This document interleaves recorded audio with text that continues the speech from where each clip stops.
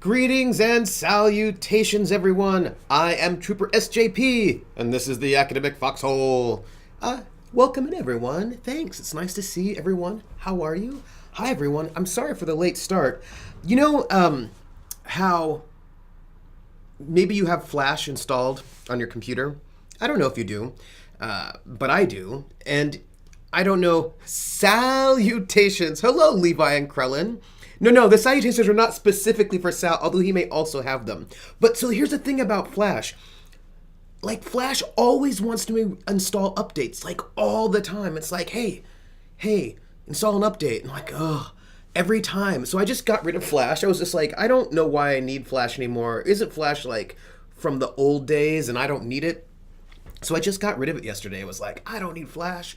I'm uninstalling Flash. Woo! And I went crazy and I was like, danced around the house. I didn't really, but I mean, I felt freed. And then I loaded up Game Show today, and Game Show was like, you don't have Flash installed. Streamlabs won't work if you don't have Flash installed. And so then I had to reinstall Flash. I'm an independent streamer. Right, I was just like an independent streamer, not dealing with the Flash, and then I had to put Flash back on again. Anyway, that said, guess what happened today? I had the internet people come in today to deal with the ongoing internet excitement in my building. And a couple of things happened. One, I didn't realize they were coming over today, and I was in my pajamas. I dealt with it. And two, they replaced the switch, which is apparently a box, I think it might be like a router. And apparently a switch costs like $16,000. So they replaced this switch for me. Not just for me, because there was a problem with the switch. I'm just saying, anyhow, it looks really good. I'm currently on Ethernet and not on Wi-Fi at all. So everything looks pretty good. It looks like the Ethernet situation has been solved in this building, which is awesome. However, there's a problem with my PS4 now that my PS4 is not able to connect to the Ethernet. There's some kind of problem with that. They're going to look into it. I may have to then just stream from Wi-Fi on the PS4 and see if that will go. But a router is a subset of switches. It probably was a router, actually, because no one really makes actual switches these days. Huh. They called it a switch. That's what they called it. I was like, I don't know, because I didn't see it. It's off in some closet somewhere. I don't know where it is. It's somewhere in a building, in this building. And they're like, and apparently we have 8 switches in the building. And I was like, it is not working. That's all. I like that Krellin is a font of really cool computer knowledge. That always makes me really happy. So I don't know if they're just using the word switch and it really is a router. I don't know what they're doing. Don't ask me. I don't even know. Anyway, my Ethernet's working on the computer. It is not working on the PS4. We'll work it out. However, I want to... Yeah, colloquially, IT people don't really differentiate because no one makes... Oh, that's interesting, Krellin. It's sort of like I imagine how you use language, which is not language. If you are used to using certain language, you might continue to use it even though it's no longer relevant. Switches are in theory cheaper, but the amount cheaper they are isn't worth it anymore. Oh, well, that's really interesting. Huh. My schedule for this week. I want to let you know that I'm not doing my normal Saturday stream. That's 2 Saturdays in a row that I'm not streaming, and I'm so sorry. And the reason why is because Saturday is the Geek Space TV Seed and Spark half marathon, starting 9 a.m. Pacific, which is noon Eastern. So it was like, where do I live? Which is the exact time that I would start, and I don't want to overlap with them because Drunkly Romantic is going to be RPGing, is going to be GMing Ryutama, and I want us to go and support it. So I will not be streaming my stream on Saturday because I want everyone to go to Geek Space, but I will be streaming Night Witches over on Geek Space 3 p.m. Pacific, 6 p.m. Eastern. Routers are switches with extra hardware. Oh. Huh. Hey, Sal, I earlier gave salutations, but you weren't here to catch them. So everyone else got them, but you didn't get them. But, but, oh, hey, you know how sometimes I sing, come on to my house, come on? Come on to my house, come on? Come on to my house, I'm gonna give you candy. I have some candy corns in case people need them. Oh, you have cookies. Oh, by the way, in case anybody wants to know, the song Krellin was right now I'm in this moment where classes start next week. Specifically, they start next Thursday for me, and I'm not finished with my syllabus because I agonize over my syllabus about like, oh, I want to add this, I want to cut that. Oh, I don't know what songs, and I went through and I thought, but I want to add some stuff, but I have to cut some things, and so I had this lecture which was not in the textbook at all because it's just one that I came up with, and it's about sort of white ethnic identity, mostly in the 70s, but sort of actually 50s, 60s, 70s, right, in the time of assimilation, in the melting pot of white ethnics into whiteness, sort of anxieties around that, and yeah, I'm just gonna do the whole course in 80s metal, it'll be fine, and sort of anxieties around that in this moment, and I was like, well, all right, I'll cut it, and then Krellin said, but it seems like an important lecture. And then I was like, so then I added it back again. But the reason why I'm bringing this up, I'm not bringing it up for no reason. I'm bringing it up because the song, Come On to My House, Come On, is actually in that lecture about white ethnic identity. It's written by Armenians. And so there's really interesting, so anyway, that song is on that playlist. As well as Arrivederci Roma is on there, and Song of Love by Bobby Vinton, which is like a Polish song, and If I Were a Rich Man from, and I think I've got Rosemary Clooney in there for Irishness. Anyway, there's a bunch of stuff in there, and oh no, I think I have Maureen O'Hara singing When Irish Eyes Are Smiling. No. Oh, Danny Boy is what she's singing. Anyway, the point is, I put it back in. I didn't take it out. I left it in. That's all. Is that lecture about how white people in America steal black music and pretend they made it up the entire time? No, actually, it's not at all. That's not what that lecture is about. This lecture is about sort of white ethnics who are sort of historically Poles, Italians, Greeks, Slavs, Jews, and Irish, an entire group of people who were not white in the beginning of their journey to the United States. They did not count as white originally. And then the process of the power structure telling them that if they embraced whiteness, everything will work out for them. But in order to embrace whiteness, they have to sort of give up their sort of ethnic specificities.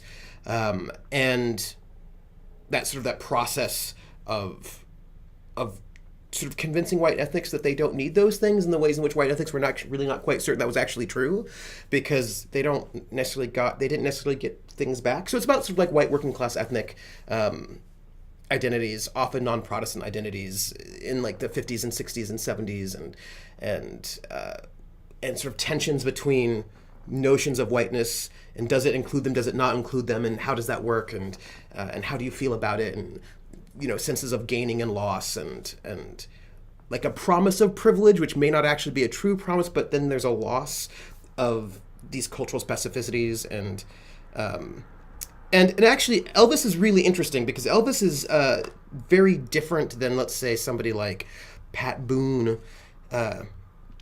Elvis grew up in Elvis was Pentecostal. And Pentecostalism was one of the few integrated churches. So Elvis grew up singing and listening to Pentecostal music, which is where a lot of rock and roll style comes from. And he may have been, his wife Hannah did not care that support ad liked to pretend that Elvis basically created rock and roll. Well, it depends on when, right? It depends on what time period we're talking about. There's the Elvis of the 50s, and then there's like the Elvis of nostalgia. And the Elvis of nostalgia is different than the Elvis of the 50s. Elvis of nostalgia, so this is how this goes back to rock and roll. We're talking about music right now. So when we get like big rock from the 70s, like when rock is like rock, right? You know what I mean? When it's like rock. Yes, the waspless masses. So like when you have like rock, this is like sort of, especially in the late 70s, this is when the TV show Happy Days happens, right? So you get this nostalgia for the 1950s that's happening in the 1970s into the 80s. But that nostalgia is sort of now done in opposition to heavy rock and punk and all the stuff that's happening in the 70s, which is a lot of stuff. And the Elvis, the 50s that is sort of created in the 70s and 80s is a really conservative and whitewashed sort of 50s that it bears very little resemblance to the 50s wherein people were burning Elvis records because they thought it was inappropriate that he was singing black music. Like everybody was talking about it, about the inappropriateness of the race mixing, right? And the fact that like the 50s was still during segregation, right? So people would go to these Elvis concerts or some of these other rock and roll concerts, and they would be like black and white teenagers dancing together or near each other, and it really freaked people out, like the ways in which Elvis and Chuck Berry and Little Richard, Wanda Jackson, various of these artists, Richie Valens, represented a racial mixing in the middle of segregation, right? Legal segregation was really upsetting, and people got so upset and all that. And so there's a way in which, at that time,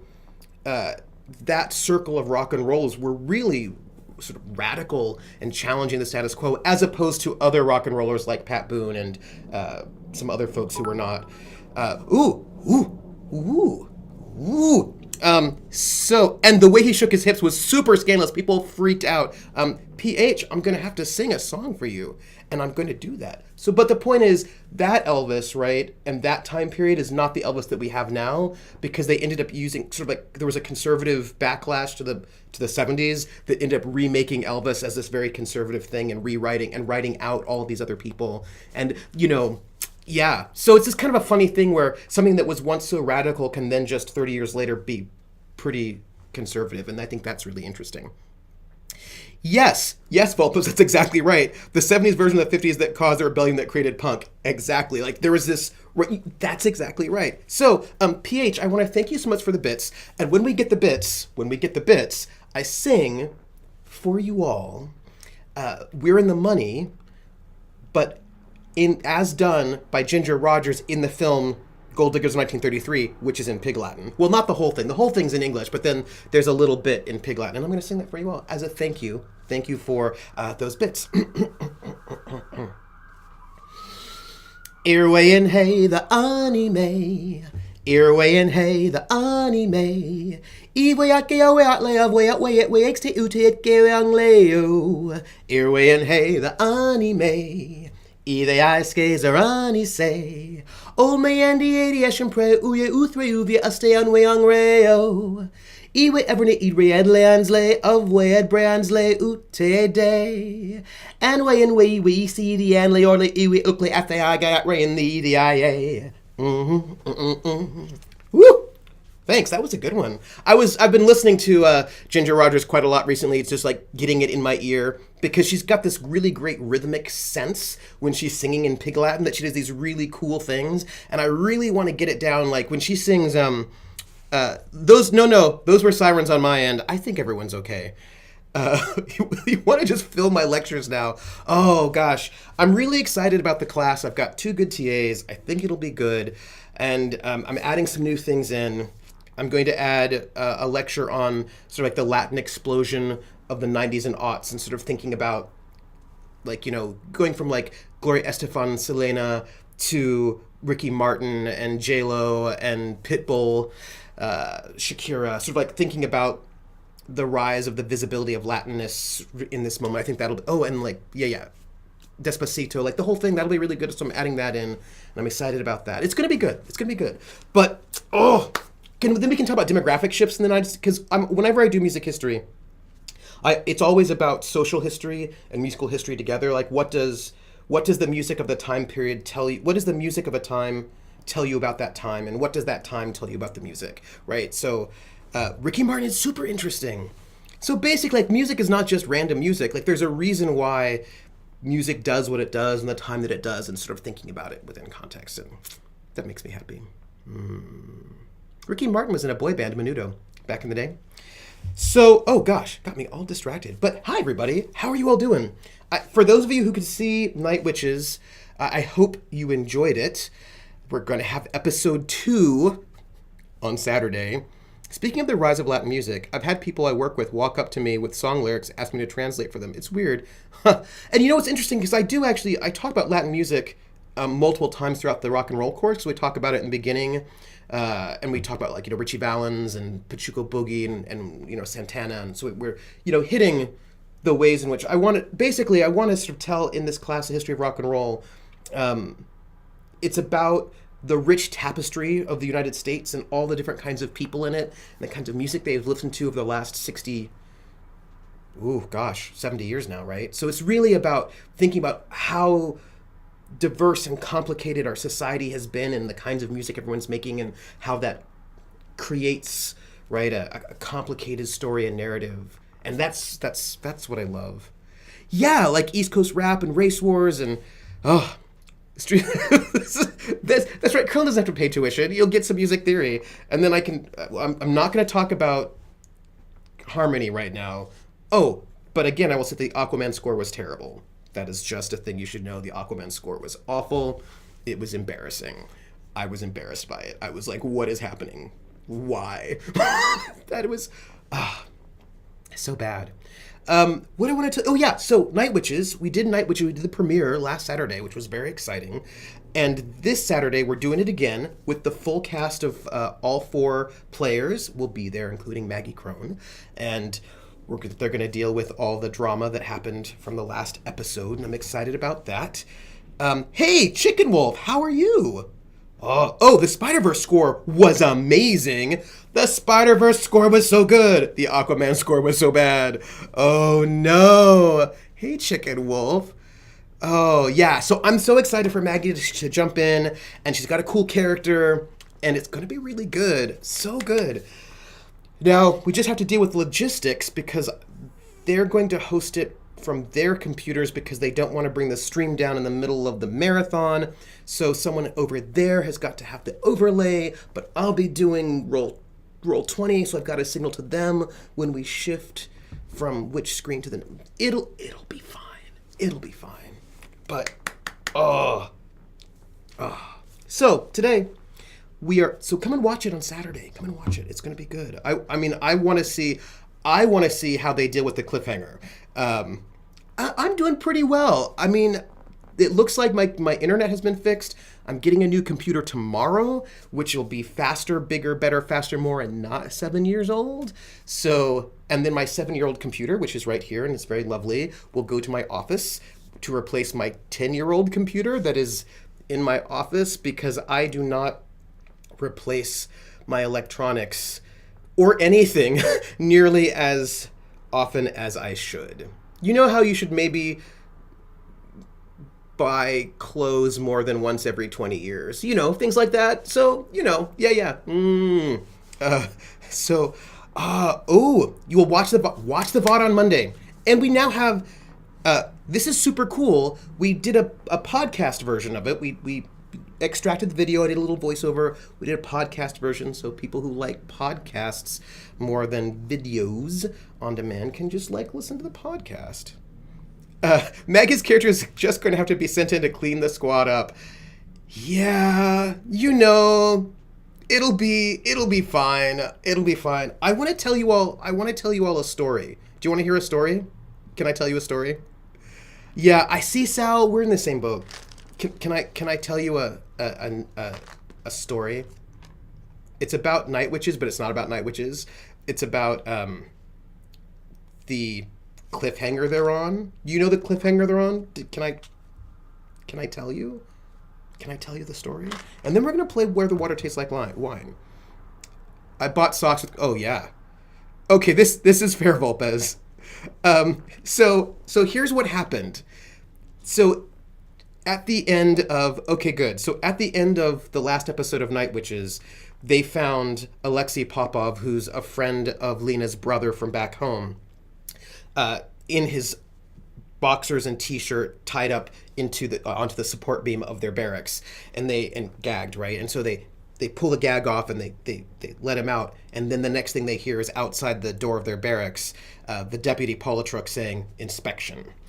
So they've got a man in his underwear in their barracks, and they've got the secret police outside saying "inspection" to just,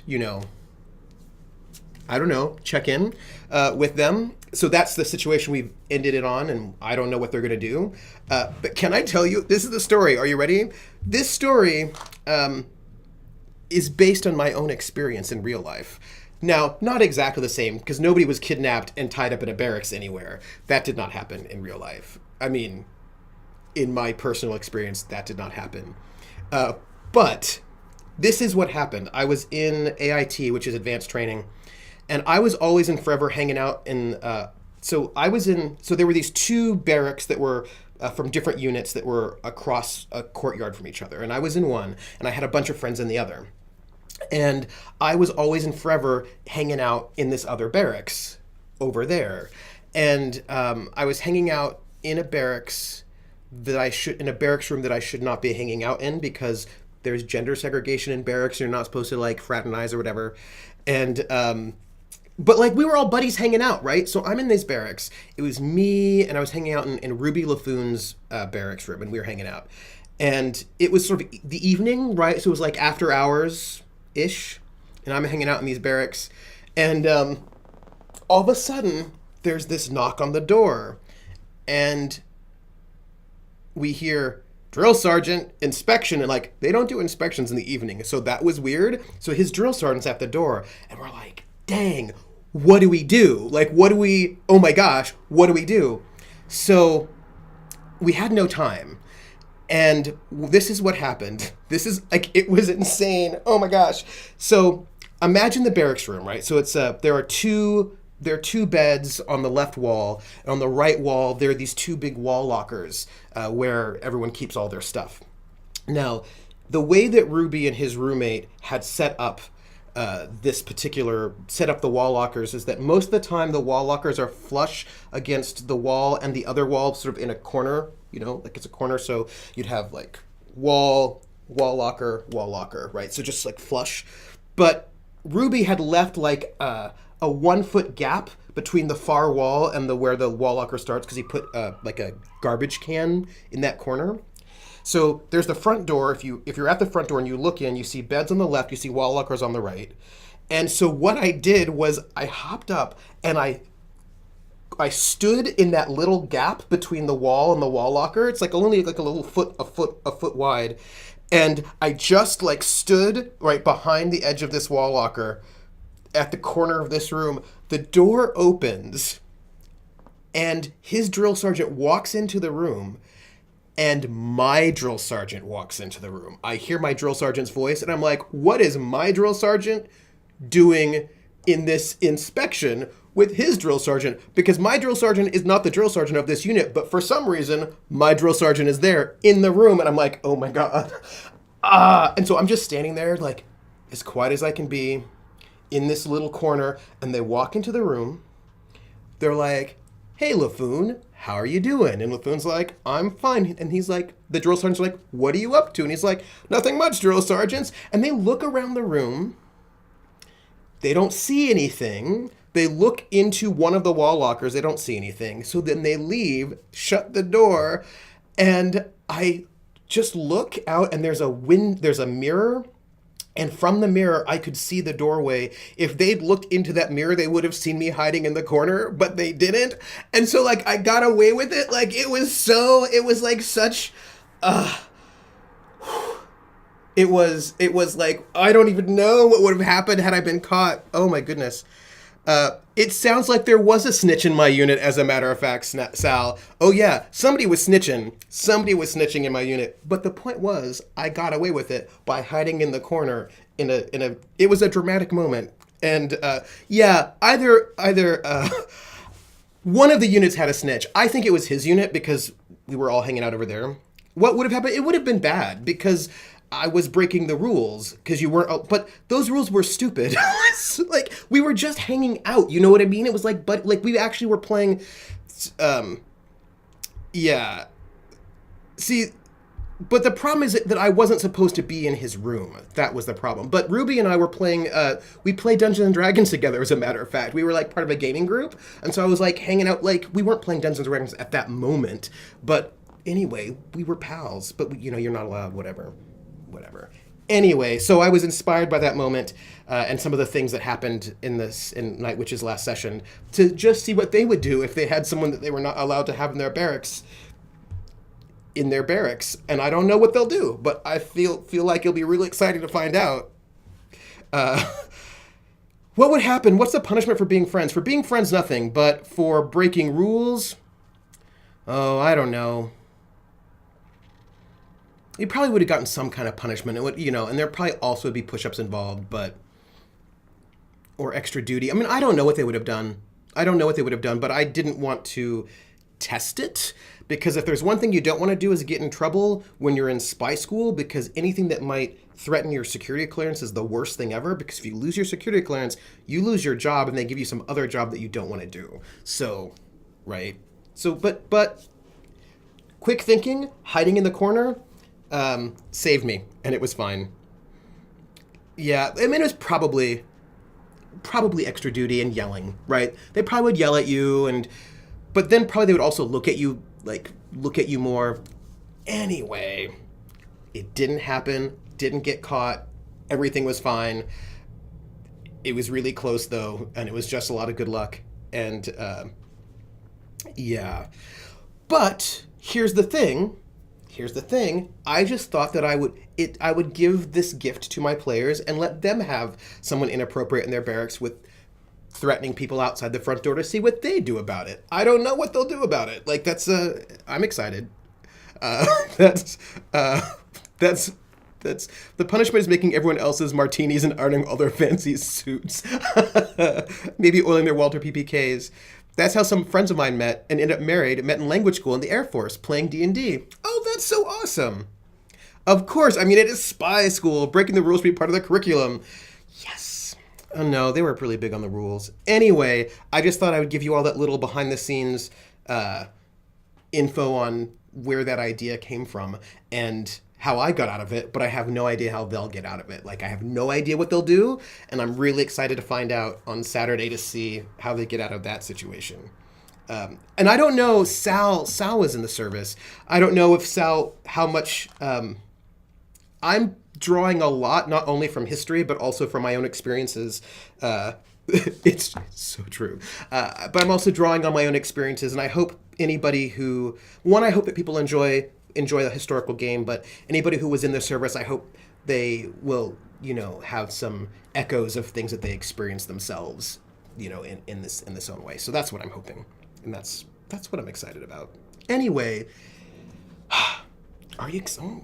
We're going to play Where the Water Tastes Like Lime. The difference is in Night Witches, the secret police may shoot. Oh yeah, that's true. They're not going to shoot you in the U.S. Army in the day. But the secret police can get you really screwed over, and that's no good. Ugh. Show up on Saturday. I've got a really great quote to start the episode, and we're going to find out what happens. Ooh. Russian service is probably a bit different from modern U.S. Yeah, yes it is. Sal was kept on a short leash in A school because Sal did not have an appropriately military mind. That's what makes you good in intel. We're gonna play Where the Water Tastes Like Wine. Stop being distracted. Wait. We have to be distracted one more time. So wait. I want to say that I am going to go and do Resident Evil Revelations for the giveaway today. And I'm pretty sure that Critical Role is back. So I will be hosting Critical Role starting at 10. Boop, boop, boop, boop, boop, boop, boop. Here. I know. And now we're going back into music.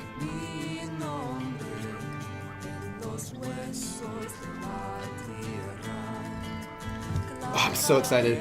Oh, Critical Role hype! And we're gonna hang out together. So right now we are in Nevada. The big reason I had to get my internet fixed tonight, yes. So we're in Nevada and we're heading towards Seattle. That's one of our goals. But before we head to Seattle, I think we should probably Meet a new person, hear a story. Nevada, home of the LAPD. That's true. You wait in this soup line for over an hour.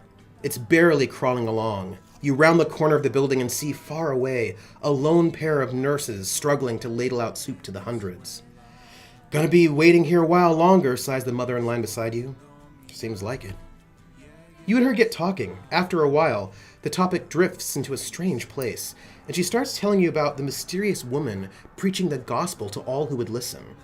You recognize it as the story about the mysterious woman who wanted to go to church, but way more outrageous than your version. Wait, I know that story. You tell her your version.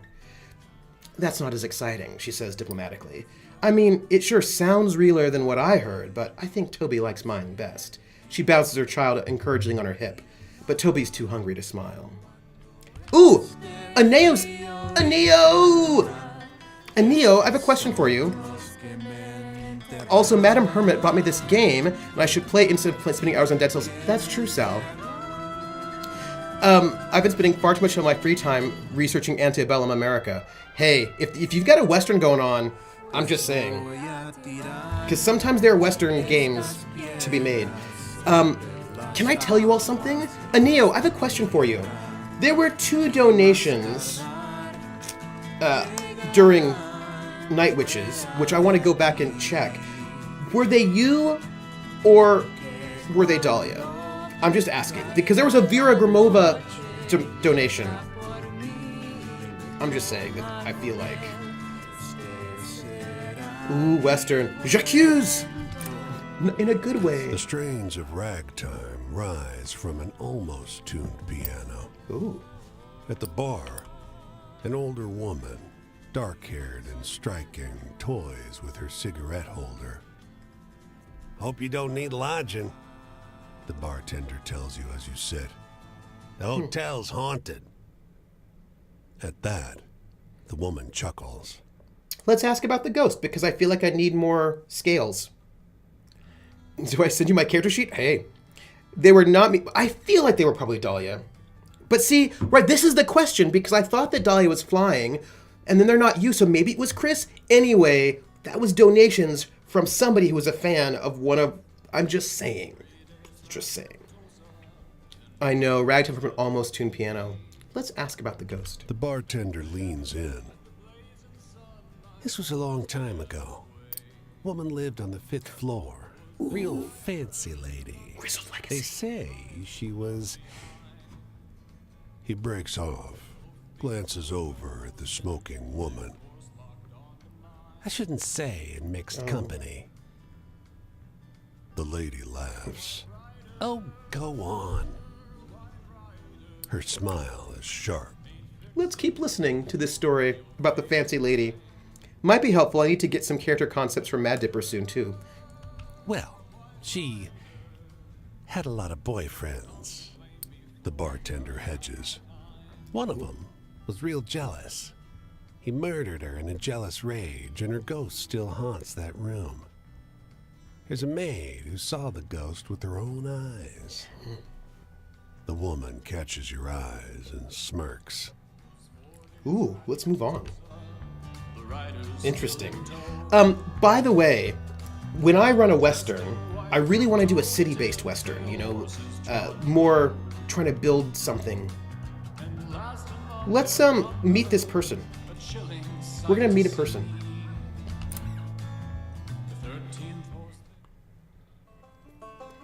Bertha by Emily Short, Chapter 2. Oh. I'm from a long line of people that moved on. I know her. My grandparents came from Germany because they had to. My husband's parents came west to Ohio, then Missouri, then Oklahoma. But my husband didn't have the courage for it in the end. This game score's so good. It's so good. Like, if you want good score, this game is really good. Actually, you know, a lot of the games that have been nominated for excellence in narrative have really good scores. Aquaman does not. He'd rather drink and die than fight and live. Oof. Oh, Louisiana's super interesting. Anyway, know any good hopeful stories to share? I could sure use one. You want hopeful stories. Well, I will do my best to find a hopeful story for you. I don't know how good it's going to be. Into the Spider-Verse has such a good score. Krellin just said, no one's going to nominate Aquaman for excellence in narrative. And that's true. And here's the thing. I was just talking to a friend of mine about this. Because I want to say something nice about Aquaman, right? I will say two things. One, the cast was very good. They had really terrible dialogue, and they made it sound pretty decent.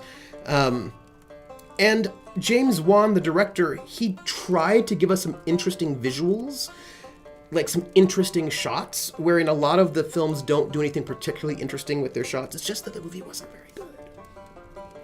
The costuming, right? The costuming was interesting. The wig was not so great. But there were some like cool visuals cinematographically. So, I mean, there's that. Oh, that's true. Oh, it did still have boob armor. Ugh. Yeah. Yeah. I think there were some better visual shots than there was costuming, is what I would say.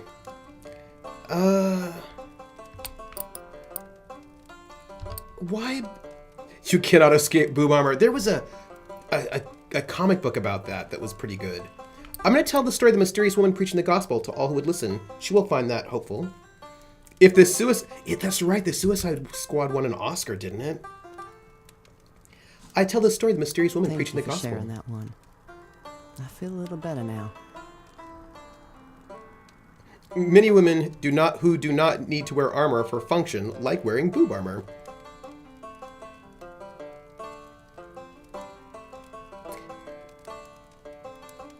I just sometimes there was an interview with Katie Lotz, who played Black Canary in The Arrow, and then over onto Legends of Tomorrow, and she was talking about how frustrating it was for her costume because it's open here, right? Like it's like she's just basically wearing a corset. I want to see a comic or anime or something where a woman wears boob armor and the bad boob armor directly leads them being killed. So she has to wear this corset, right, with like a exposed décolleté. And she was saying that everybody else in the cast gets to wear costumes that cover their chest, and she doesn't. She said, and it's really cold on set. And she's like, I just want something that like where I won't be cold all the time. And I wasn't really thinking about that so much. But oh yeah, like sets can be really cold, and then you're just like, I'm in a really cold outfit, and that could be really awkward for the performer. Black Canary wears armor for function. You just think that maybe she'd like, the function might be not getting a cold. That might be a function she might like. Thank you for sharing that one. I feel a little better now, she says. Trust. The only thing I can rely on is me. I'm not gonna stop trying to live before I die. Some people give up, but they're dud seed. Anyway, do you know any good sad stories? Anything true and real? Yes. I know sad stories. I know all of the sad stories. Like, I actually have creepy stories more than sad stories, but I've got sad stories. I'm talking about decorative ceremonial outfits. Also, a white woman wearing black clothes with a boob window means there's a giant bright spot right over all of her vital organs. It's true. Her function is for the ladies. So, I have got sad stories. Let's see. What is my saddest story? Oh my gosh. So many sad stories. The dead woman, no, that doesn't sound real. Soldier who journeyed 20 years for love. That feels sad to me. But I don't know whether or not that will feel real to her. The boy whose shiftless father left him alone in the woods, that is a super sad story. Oh, but I've got so many sad stories. Katie Lotz is amazing. I really like her. Oh, is she really? No, I really like Katie. That's cool, PH. I really like her too. She was also in Mad Men, and I don't know what else she was in, but I really like her. She's got great screen presence.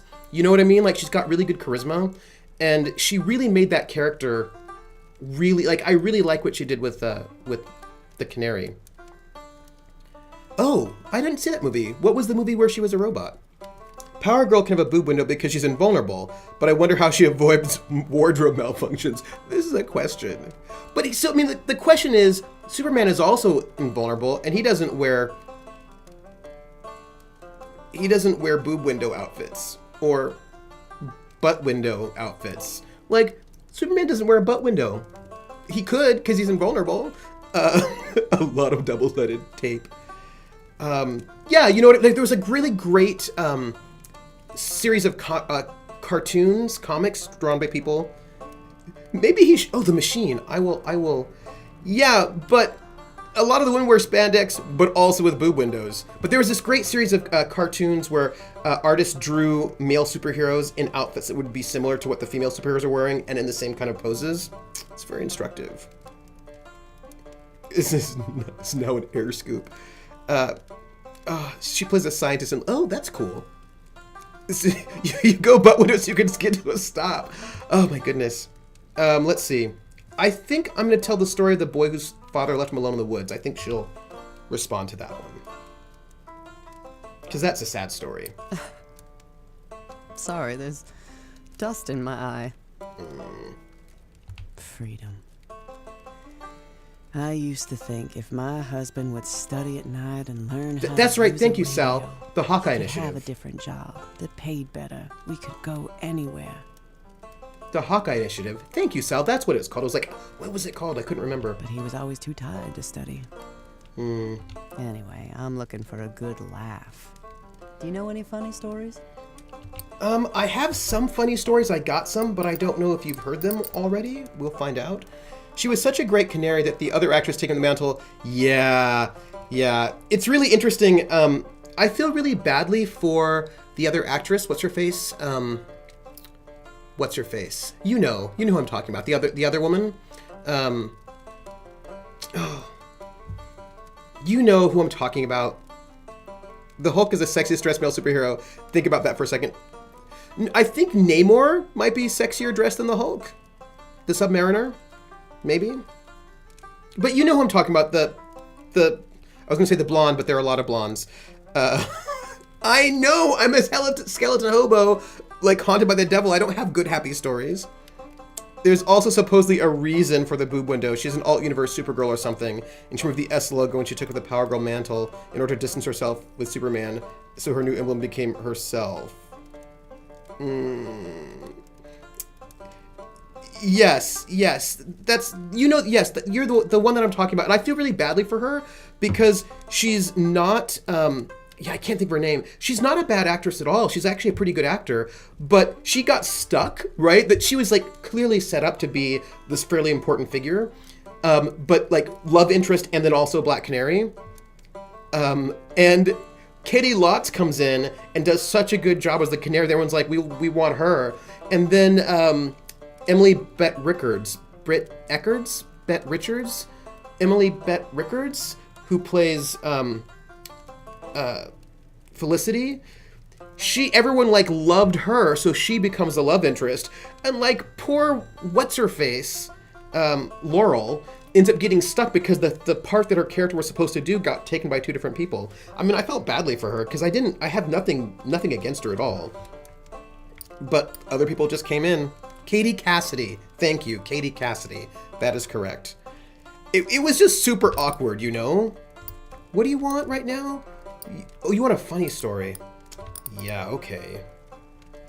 I don't know about that. I don't know how funny my stories are. She got a really raw deal, and the problem was, and here's the thing, I don't think it necessarily had to be doom for her. It's just that the writers didn't know what to do with her if she wasn't the love interest or the Black Canary. So they were like, well, maybe we could make you have, I don't know. So they didn't really, if they knew how to, I feel like they could have done something interesting with her. They could have done more with her as like the district attorney or assistant district attorney that I think they could have done something, but then they just didn't know. Yeah. Laurel, muscle memory. No, I get it. So yeah, that's just a little, I just felt badly for her because they just didn't know what to do with her. And that was a bummer. I'm gonna... Witch Girl with Kitten Familiars seems like it's a lot less funny now. A funny story. Oh yeah, Diggle is interesting. Meanwhile, both Diggle and Felicity both got added to the comic itself. Oh, really? I didn't know that. That's so cool. Now I'm imagining Evil Lauren. What would be like Green God or something? Yeah, that's So here's the thing. I just feel like, where's my funny story? Lost Ring, Fortune Teller, Mother. Okay, so yeah, I'm gonna go with the one thing that I think might be sort of funny is the Witch Girl or Kitten Familiars, which I don't think is that funny, but you know, it might do it. Oh, that's right. Blue Bloods. Oh, my sides hurt. Oh, that worked. It worked. I never watched Blue Bloods, but I wanted to, but I missed it. Joy. Well, my husband's mother, Vivia, was a cuss. She told me once, it feels like a pretty good vengeance just being alive still when the world wants you dead.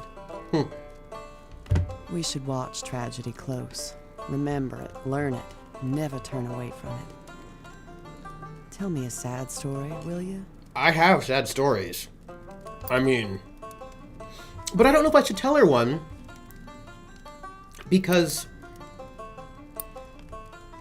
You know what? I have so many sad stories. I'm going to tell her the story of the, one of the dead children. You know.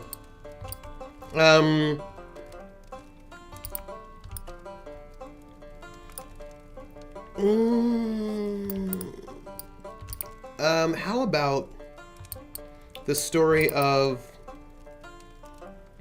the soldier who journeyed 20 years for love? That seems sad. Oh, the guy who died in the barn? That's pretty... But I worry about sad versus creepy. I mean, you know... We all hurt the same in times like these. I think I've maxed her out. It's good to remember that. Oh. Travel. Not enough Ventru. Some people travel because they're curious what's over the next hill, or they're restless and they just like moving. I have so many dead children stories. So many. Not me. I move when I can't stay. Been so long since I last chuckled, I'm not sure my mouth can do it anymore. Can you tell me a story that'll make me laugh? No, I cannot. I don't have any more happy stories. None. I have no happy stories. I'm done. I have more dead children stories, though. So, I mean, that's great. You know what? I'm going to tell her a story from a topic. Let's ask her about authority. Yeah. Let's ask her about authority, see what she thinks about it. The two brothers meeting that's like maybe happy, but you not... You expect me to take that seriously? Life's more boring than that. It wasn't even that outrageous. Authority? They say there won't be any policemen in heaven going around and making trouble. But don't you believe it? That's dark. If there is a heaven, St. Peter is gonna be there in a police uniform, sorting the poor folk that come to the pearly gates and sending them to some broke-down Hooverville outside the walls. Jer, don't get me started with dead baby jokes. No happy stories, but I do have this real knee slapper about killing the Nazis. Wait, no, that's a pretty happy story. Dead Nazis always makes me happy. Wait. No, I'm not gonna tell you dead baby jokes right now. California isn't what they told us. It gets cold here at night, same as anywhere. And the people here weren't happy to see us coming. That's true. We spend all day hungry while we're picking lettuce and apricots. Abundance all around. But we don't dare touch it. And there's no more west to go. Wait, I'm off stream? I look to be on stream. No? Wait, what? Oh, right, tell the dead baby jokes off stream. I will. But I'm trying to remember them all, because you know back in the day when you just had lots and lots of dead baby jokes. I'm headed this way to the next job. You say hello if we cross paths again, all right? All right. But I don't think I should talk to her right now.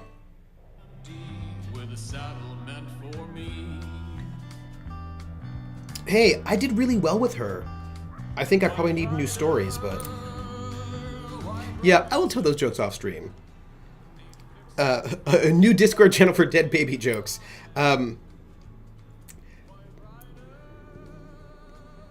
You know, it's not only the dead baby jokes, it's also the jokes. Never, you know what? Nope. But, yeah. Yeah, I was oversaturated with dead babies back in the day. Wait. I only know one dead baby joke and it's horrific. We have not been to Florida yet, Anio, so we haven't been to your hometown. So we'll find out about your home. We're going to Seattle.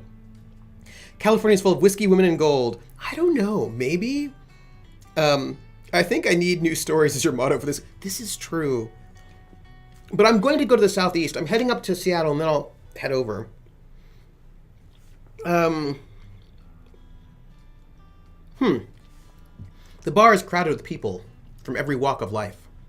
Businessmen, young men in muddy overalls, and a crowd of girls in slinky dresses preparing their blood alcohol content for a night on the town. But it's the squat, sharp-eyed man in the fedora who catches your attention. He launches into a wild story about corn farmers who started worshipping a pagan god to save their harvest. Halfway through the story, he stops, recognizing the look on your face. You know this one? You tell him the story about the corn farmer and his children. That's it? I think I like mine more. Well, it's more exciting, sure.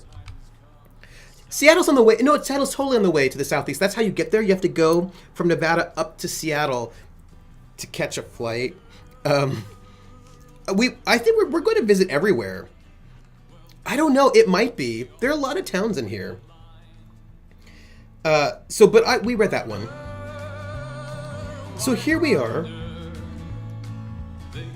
And I think we should search some things, grab that, go around. I'm pointing to the screen and you can't even see it. I don't even know why I do that. It's the way I drive. It's a first communion, looks like, and the photographers are struggling to keep up with the flow of family photos outside the church. Can you write, they demand? For hours you scribble names, take notes, and keep the line orderly. For an afternoon's work, it pays pretty well.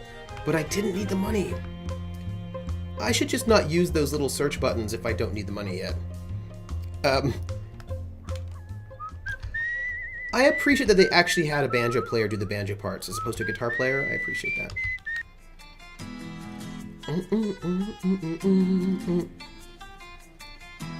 We're gonna get a story. It's gonna be a good one. It's gonna be happy. Here's a derelict school building. Shutters nailed shut. Wind-drifted dunes piled against the walls. Broken desks lined up in the basketball court. While you rest on the front porch, the door's open, and someone gives a startled yelp. Do you think this will be a funny story, or a hopeful one, or will there be dead people inside that school building?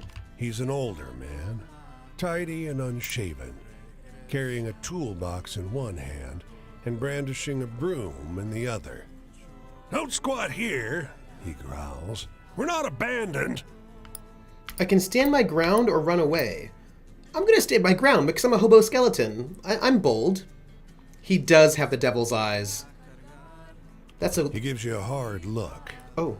But relents and joins you in the shade. "I used to teach here," he says, staring off across the baseball diamond. "Now they just pay me to keep the roof up."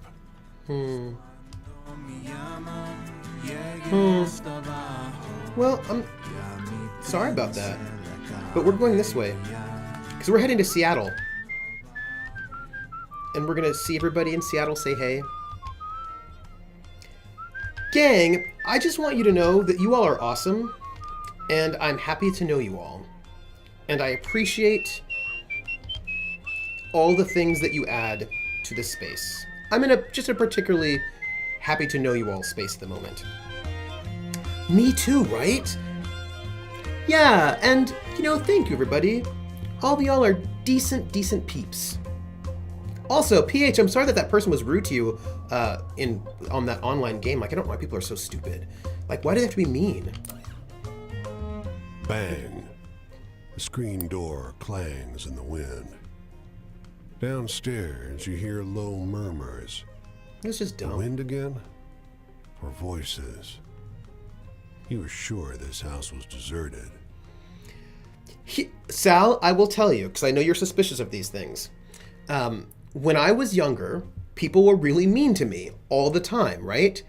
Like they were mean and they said mean things. And I saw that people were really quick to say mean things to other people. And I thought, people must also think good things about other people, but then they never say it, right? So people will say mean things, but they won't say nice things. And what kind of world is that if when you think a mean thing about someone, you say it, but if you think a good thing about someone, you don't say it? So when I was in, I don't know when I decided, it must have been middle school probably. I probably decided in middle school that I would say the nice things I think about people when I think them, because people don't often do it. So whenever I think something really nice about someone, I try to remember to say it out loud, because I really do believe that people think nice things about each other more often than they say. I think that people are probably thinking sometimes like, oh, that was really nice, or, you know, like just thinking sort of positive things about people, and I just think they don't say it for various reasons, you know? And I made a deal with myself in middle school that I would try to I would say that not make up things. Like I wouldn't make up things I don't mean or I don't believe, but if I actually think something nice about someone, that I would say it. And that was a deal I made with myself in middle school in reaction to being bullied, and I've stuck with it ever since then. With the music change, there was a lot of Irish in the north.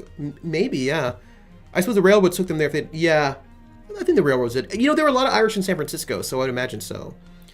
I had somebody get my nerves while playing Overwatch their day, so much that I closed the game. Our Hanzo is bad. Hanzo never had kills. Gold objective kills. Silver damage dealt. Gold objective time. Yep, what a terrible damage dealer. Dealing all that. Oh. Why are people mean like that? They need to, like, let that go. Let's investigate, by the way. In the living room, two young women are entwined atop a sleeping bag. Aww. One has her hands tangled in the other's bright red hair. I can't believe we found another haunted house. The red-haired girl laughs. A floorboard creaks under your feet. Is it a ghost? One yells. I'm not a ghost. Well, actually, I am a skeleton hobo, so maybe. The red-haired girl is jumped up between you and her companion, but relaxes her stance at your words. Well, if you're talking, you probably aren't a ghost. The blonde says. The red-haired girl looks to her, then back towards you. What are you doing here? Come on in my house, come on. Come on in my house, I'm gonna give you candy. Come on in my house, I'm going to give you everything. Thank you for the host, Crit Witch. Thank you. Crit Witch, now I want an ice cream sandwich. A chip witch, because so delicious. And also your name reminds me of ice cream sandwiches, which I love. Also, it's, you know, so just like here, some candy corns. Maybe you want candy corns. I have some for you. Here, just like psychically giving you candy corns. Chip Witch is better than a Crit Witch. I don't know if that's true. I mean, I do love a Chip Witch, but Crit Witch is pretty great too. Getting everything is great, but candy is really plenty. All I want is candy. So do you know there's a song that I love by Nerf Herder called I Only Eat Candy? I love that song. It's so good. It goes like this. Just because we're sharing, right? It goes like this. It goes, I don't eat meat. And I don't eat vegetables. No. I only eat candy, my friend. I only eat sweets. I only eat candy, my friend. I only eat candy. Anyway, I just love that because it just starts off like, you know, I don't eat meat, and you're like, oh, but then like, I don't eat vegetables. That song makes me laugh. And chipwiches are ice cream. Yes, ice cream sandwiches with chocolate chip cookies outside. So delish. Love that. So good. Also, in the song I Only Eat Candy, at one point after that part, because that's how it starts, it goes, I don't, listen, no, I don't murder, or, wait, I don't kill, and I don't murder or manufacture atomic weapons, and I don't worship Satan.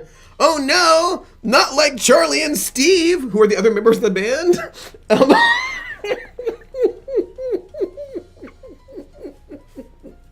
I'm sorry, that's just, that song, like, it's just, it tickles me. That song tickles me. That's all. I mean, it's just so goofy. Levi, I think you're right. I think they're good, but about twice as big as they should be. That is fair. But that song just makes me laugh. It just makes me laugh. I don't, yeah.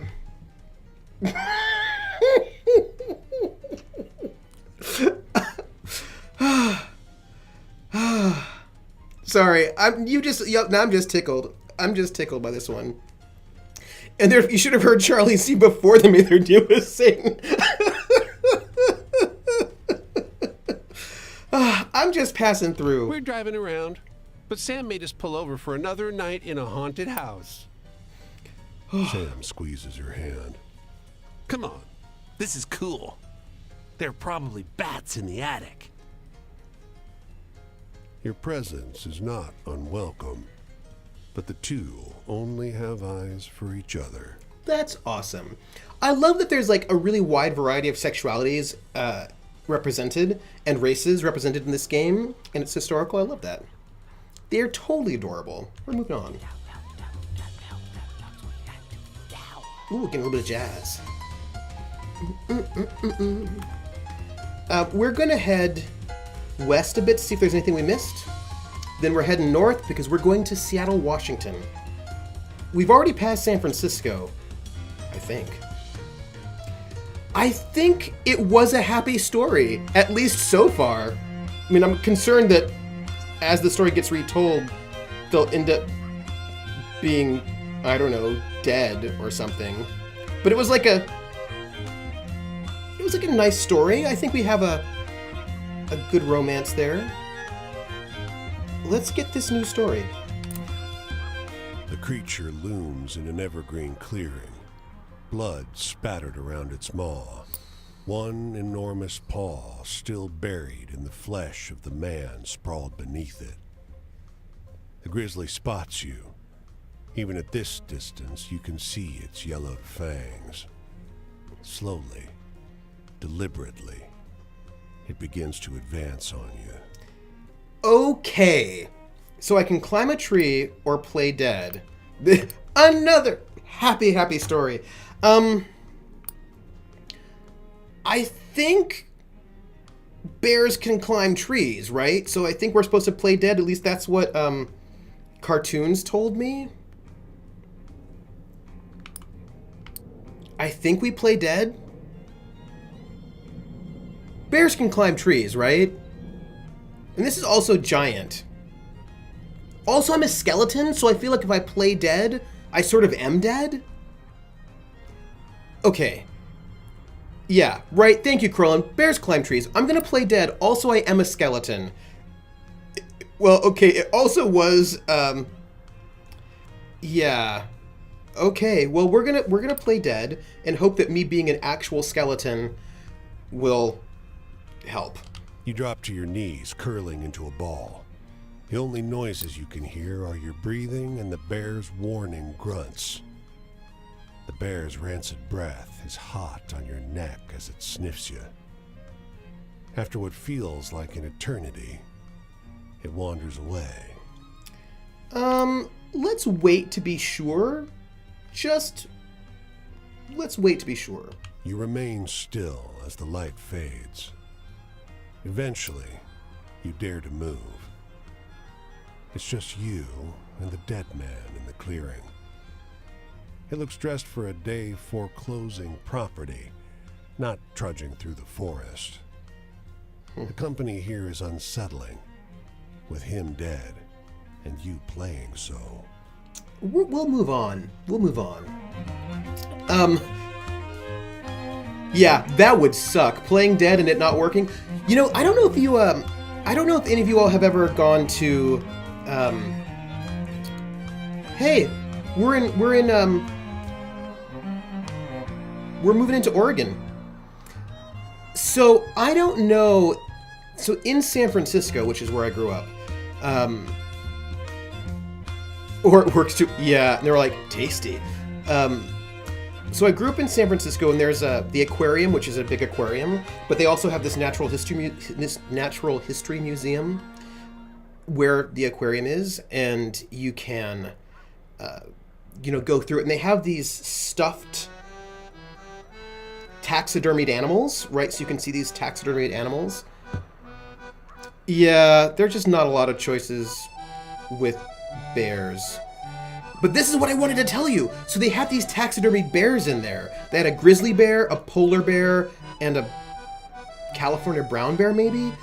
And all I want to say is that grizzly bears are huge. They are, like, and they're all standing up, these bears? They're really big and scary. And I just wanted to share with you that I would not like to be in a situation where bears wanted to eat me because they are large and scary. Yeah, I mean, like, I think that maybe you don't, like, if you see bears in movies or cartoons, if you see cartoons of bears, they don't look that big. Bears are big. Bears are scary. Two brothers stroll up to you in the street, wearing identical scowls and identical steel-toed boots. One spits in front of you. Ooh. Don't stay in town overnight, the other says. No vagrants after dark. Well, we have some rude people who don't like hobos. We're gonna sleep rough on the road then. There's no shelter to find on the road, and the night is cold and windy. You doze fitfully under a bush, but at least you're in one piece come morning. I figured maybe not hide in the town. I didn't need to get beat up. Bears are an apex predator. They are basically no apex predators smaller than humans, except in extremely isolated environments. Ooh. Huh. Oh, hey folks. We've got a little injury to our bodies. Strix tweeted that What Remains of Edith Finch is free on Epic Oh, if anyone here has not played What Remains of Edith Finch, go get it for free because it's really good. I recommend it. It is excellent. It is an excellent game. There are island apex predators that are smaller than humans, but they live on islands. Huh.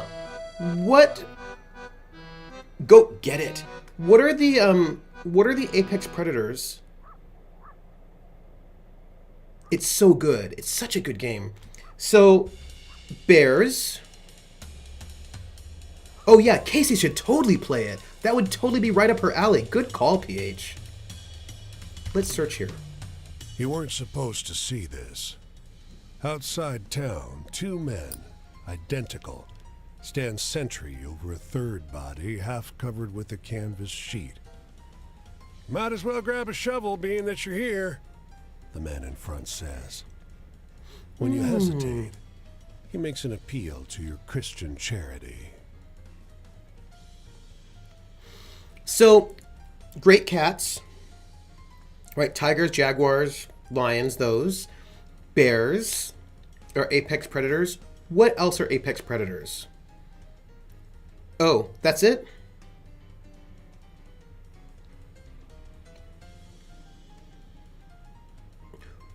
What about birds? Like raptors, do they count? Sharks. Ooh, sharks. That's a good one. Do raptors count? Like, are eagles apex predators? Wouldn't they be? Like, eagles, condors, things like that, right? The big raptors that swoop down and, like, eat you. Oh, really? What eats eagles? Nothing eats you. Oh. What eats raptors? I'm going to agree to lend a hand. cooler eagles. Eagles with lasers. You and Laser John eyes. dig a hasty grave while his brother stands back, keeping a lookout. Closer now. You see the corpse shares their face. Oh. Tom was the oldest by an hour, John says. Oh, I guess George and me, we got a few hours on him now. Good call, Krellin. Rodents eat their eggs. And also, hello, blood red water bottle. Starvation. Yeah. Great cats, sneaky snakes, specialized spiders. Ooh, I'm gonna chuckle at this one. Mean son of a bitch. Beat the life out of us. Did it our folks that way. Got to be too much, so last night we said we'd do him in. Oh. George dragged him out here to do it. I would have helped, you know, but George is a strong one out of me and him. Oh. Thank Jesus Tom's gone. I thought I'd have trouble saying that, but I don't. Okay. Hey, so these two guys just murdered someone, so I'm just gonna nod respectfully. You know when you're in a situation when you're like, hey stranger, how you doing? And they're like, we murdered somebody. The body's right here. This is one of those moments where you just go, huh, and then just nod respectfully, back away. John squints at the body, then freezes. Wait, Tom's nose wasn't bent like that. Despair floods his face. He looks ready to throw up. You leave him to it. Yeah, I'm gonna leave you murderers to your thing. It's cool. It's cool. Just back away. Just back away. The first dream I've remembered in months was about running into a nest of venomous spiders. Oh, Levi, that's no good. Is the murdering twins, is that a funny story? I don't know if that's a funny story. See, these twins, they went to murder their twin brother, but they messed up and got the wrong guy. So hilarious. John. So, we've got a bunch of stuff here, right here in Portland. We are really close, everybody, to getting up to Seattle. Let's find out what this story says. A long black car growls up in front of this hotel. Out steps a woman in an extravagant hat and coat, followed by a whole crowd of hangers-on. Is she a singer? An actress? You don't recognize her face, but to your surprise, you recognize the story she's telling. Give me a name for a female half-orc barbarian. A female half-orc barbarian. Grundala. Havoc is good. I like Grundala. Gruundela. Grundala. Raza's good. Sasha.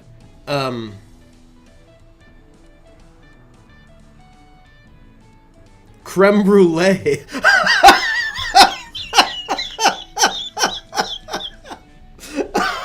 I'm a female half-orc barbarian. My name, Creme brulee.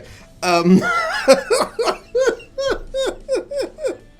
like it. Blood Red. Mara Grungjaw. Creme brulee is so good. Dot's really good as well. But I really like creme. Like, I think that's the name. If I were playing a female half-orc barbarian, I think I would name her Creme brulee. And it would be this thing where, like, Florentine pronounced the French way. Two types of D&D players. But so the thing is, you could actually make Creme brulee sort of interesting where, so for example, that was the name that, like, she was raised by her human parents, and they gave her the name Creme brulee as a kind of like a joke or whatever. And, like, you could actually do some kind of good sort of drama around it. I just think that you could, I think you could do some good stuff with it. Yay, Creme brulee! Wins. I like it.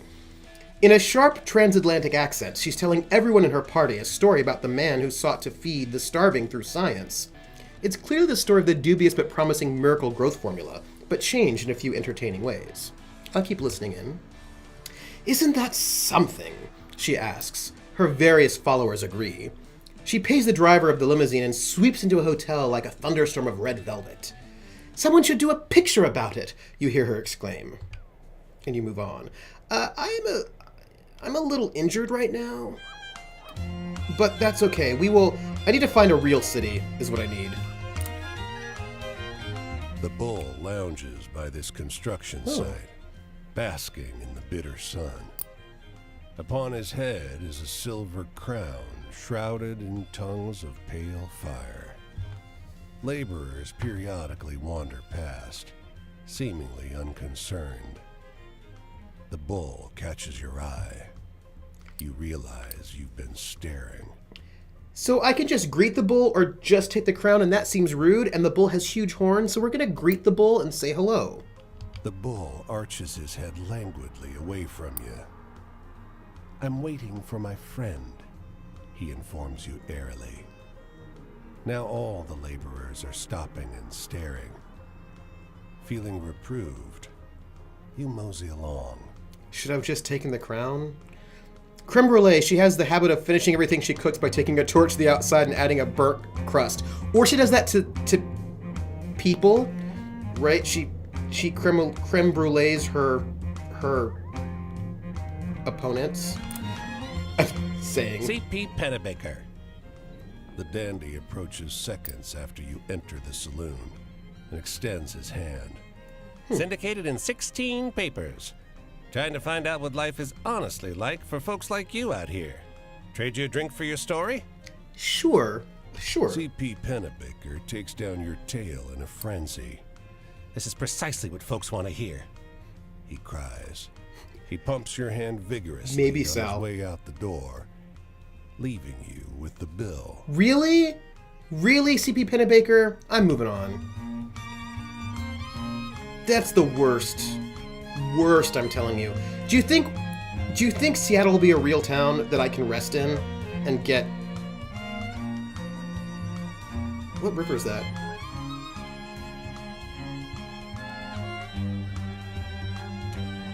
The Columbia. Crown Bull's waiting for the White Buffalo. We're gonna camp here and hope it'll be okay. Who are we meeting? Who's our new friend? Oh, a new person. Rose. Well, hey there. What's happening, stranger? Pull up a seat if you want to share. I do. I guess my deal is pretty clear. You probably see 100 long-haired, bangle-wearing freaks on the road every day.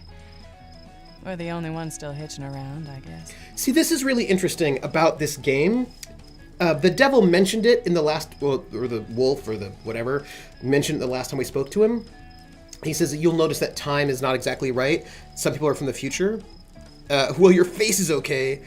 And yeah, she's from the 60s, right? So it's clearly the 30s, but also that guy Cassie was clearly from the 50s, a 50s beatnik, and she's like a 60s hippie.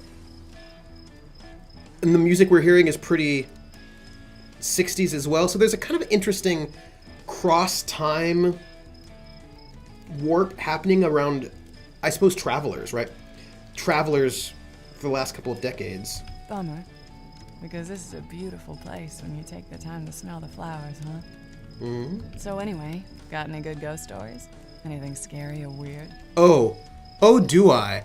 I have all of the scary and weird stories. I really do. How scary or weird do you want? Because I got it. How about the story of the indescribable horror living in the farmhouse cellar? That's pretty creepy.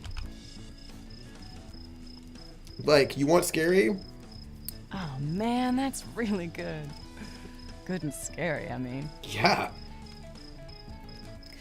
Yeah, and Paul Bunyan and John Appice, right, they're clearly before the 30s. So it's an interesting interesting mix, right? Between, like, where we're, like, when we are. Traps. Yeah, I felt trapped, stifled, unable to grow or blossom at home. The first time I ever felt free was on my way to San Francisco on the Greyhound. $32 in my jeans and a daisy plucked from the parking lot in my hair. Yeah, you are super 1966, 67, my friend. Anyway, you got any good hopeful stories? Maybe About she the did world just want becoming a better drugs. place? The world becoming a better place. I have something that will be hopeful for you. I have a couple hopeful stories. Not the ones about the killers on the streets. That's no good. There's the one of the seagulls and the fishermen. Because that one I think is a good story. She wanted LSD. Oh, that's a good one. You gotta tell me more about those folks sometime. The All right. future. I used to think it was all so clear, so inevitable. It was the dawning of a new age, remember that? Harmony and understanding. Do you know what I think? I think that she's not from the 60s. I think she's from the 70s. I think that she's a hippie who's still a hippie, but it's the 70s. Wasn't that easy, huh? Like, I think we're like 72, 73, 74, and like being a hippie's kind of out now. But anyway, let's keep it grooving. Right? Tell me something funny. I don't know if I want to tell you good stories anymore. I think she's already met Oswald and taken a ride on his bicycle. Would that be the age of Aquarius? It would be the age of Aquarius. So she wants something funny, but I don't know if I should tell her all my good stories now. But you know what? I will. I'm going to tell her the story of the witch girl and her kitten familiars, because who doesn't like that? It's good. You Hey, got Ice a Bunny. groovy sense of humor, stranger. Groovy. Yeah. Hey, Ice Bunny, how you doing? Welcome in. How are you? Joys I had. Well, I loved being a kid. Of course, I didn't know that at the time. Who does? I thought a scraped knee or ripped doll was the end of the world. But looking back, those were the days. I just feel like it's probably 72 or 73 for her. So, you seen anything really hilarious out here? You want more funny stories? You don't get another funny story. She's not getting a second funny story because I don't have that many to share, and she might need another one. So instead, I'm going to tell her a story about love. See what she says about love. What? Good do morning. you sit around all day making this crap up? Gosh, so harsh. Yeah, free love. That's what it was all about. That's what filled my dreams as a teen. So she's talking about free love and all that as when she was a teen and super past tense. I feel like we're maybe we're in the mid to late Why couldn't 70s. everyone see that we were all just here to love each other? Yeah, this is the 70s. So, you got any really, really wild ones? Anything exciting and strange? Yeah, Vulpes, I'm with you on that one, like 75, 76, right? Enough time that she's probably in her 20s now. She doesn't look like she's in her 30s. So I imagine like she's gotten old enough to sort of be like jaded about it, but she's not wrecked down and broken out. But like it's past, like I feel like 75, 76 is good because it's after Watergate, so there's like kind of disappointment. Let's I don't know.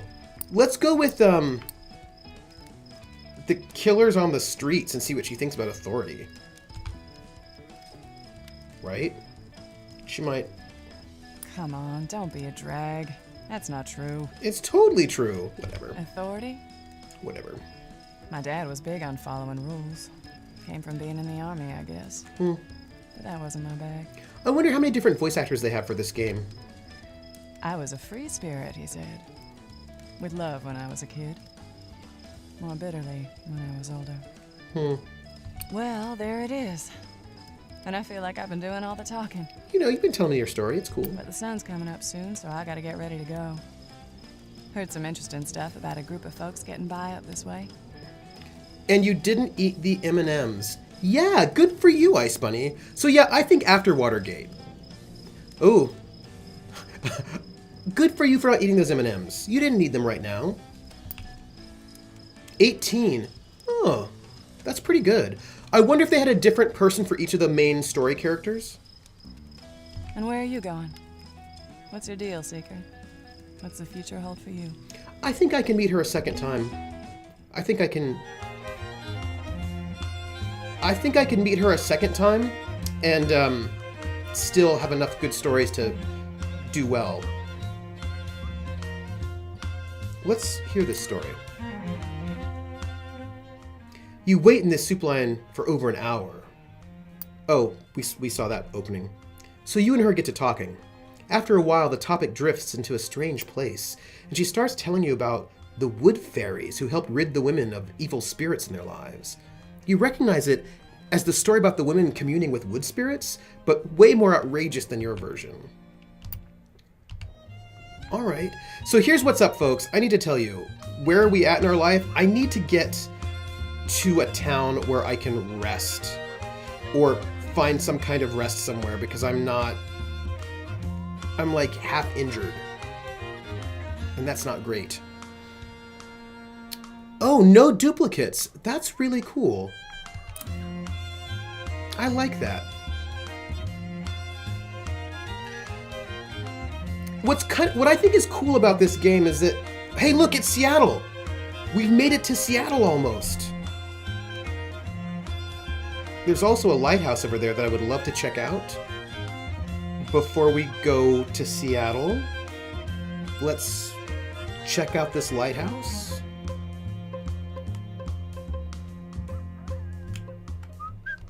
Sorry, I sometimes get distracted by the score because it's so good.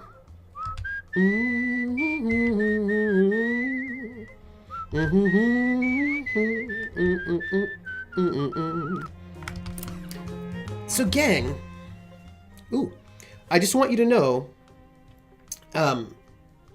we're going to do a giveaway for Resident Evil Revelations. That's what we're going to do. So, if you want to be eligible for Resident Evil Revelations, just make sure you say something in the chat room in the next 5 minutes, and then you'll be eligible. Rest my weary bones. There are 15 people for you to meet and talk to. What's that style called? Picado? Pizzicato. Pizzicato. Pits. Something. PH. Something! See, PH, what makes me laugh about the something is you put the exclamation point there. So I just imagine it coming like, something! You know, that's funny. Field hands are sitting down to share a meal on long tables. One of them sees you loitering near the barn. Winking, he waves you over. Just nod and smile, he says, and passes you a steaming plate. They'll think you're a day laborer. Nobody questions you, and the food is delicious. Hey, I'm all healthy again. The pizzicato is great. Is that Resident Evil is a scary game. It is indeed. It is a... Hey, can we just take a moment to enjoy the coast? Here we are, up in Washington State, enjoying the coast. Over there is Seattle. It's nice. There's a little white lighthouse. Yeah, you know, I think the musician would even notice you. He seemed off in his own little world. Sal. Idly strumming and muttering along in tune. He stops and calls out to you from his perch on the sidewalk. What's your name? I think Sal is probably right on that one about Resident Evil. They say, I read, you know, there are two different types of horror games. There's like survival horror and action horror. And I think Resident Evil is very much in the action horror genre, wherein you play someone who has a lot of competency who can kill lots of undead things. They're undead things, but you can kill them. Whereas in Silent Hill, there are undead things and maybe you can kill them, but you don't have a lot of ammo and they're going to get you. You spend a lot of time running away, right? So I think... Oh, you're right. I do need to warn them about Mount St. Helens. Ooh. Fall silent for 5 minutes. Hopefully on the Mac you can play Sundered from this month. Oh. I might be able to. Let me see. From the Humble Bundle, I can tell you if I can or not. Let's see. Sundered. If it was from this month, I think I can play it. Because it's not on my list of codes to give away, which means I think it is good for me to play. If it's good, I'll play it. That sounds fun. I like it. Scary is not for you. That is fair. Let's tell him our name. I'm a dead skeleton. There's no need to lie. And again, I'm telling you all, I'm so fascinated by how I'm playing this game. And I don't mean that be like I'm into myself. What I mean by that is it's really interesting to me that because I know I'm a skeleton and that I'm dead, I make all these choices that I don't think I would make if I were playing a person who was not a dead skeleton. He winks. Now watch this. You might He get into sings, silence. "Baby, won't you please come home?" but with your name in the lyrics. Huh. Now, he says, If you found that meant something to you, and you want to show some of that appreciation, I sure would be obliged. I'm gonna tip him because I'm a dead skeleton. I'm mighty obliged. I can see you got the flower prince in your heart. You're about to ask what he means, but his confidential nod suggests that's the end of the conversation. You leave, feeling a little poorer in a lot of ways. No, I'm fine. I'm a dead skeleton. I'm a skeleton. It's cool. You know what I mean? Like, as a skeleton, what do I need money for? I'm a hobo skeleton. It's cool. Let's go here. We're on our way to I Seattle. say, you there! Shouts the boy, sitting on the broken stairs of a sand-swept shack. His imperial affect seems at odds with his shabby clothes and sallow skin. I shall pay you this enormous, beautiful, shining coin if you would only dance for me. So here's the thing. Grabbing the coin seems rude. It's a kid. The kid's imperious and whatnot, but I think what I'm gonna do is I'm gonna dance in the creepiest skeleton way possible. You know? Like all like... Attempt a solo foxtrot. From the get-go, the boy is clearly unenthused. After 2 repetitions, he throws a rock at you to make you stop. What? I didn't like that, he informs you. But I always honor my debts. He hands you the coin, just as his mother calls him in for supper. Well, little Lord Fauntleroy, the imperious child asking people to dance for money. Well, you know, I did my weird skeleton dance. He didn't like it because he knew I was a skeleton. That's what that is. We're gonna head over to Seattle for a moment, and then we're gonna do the giveaway.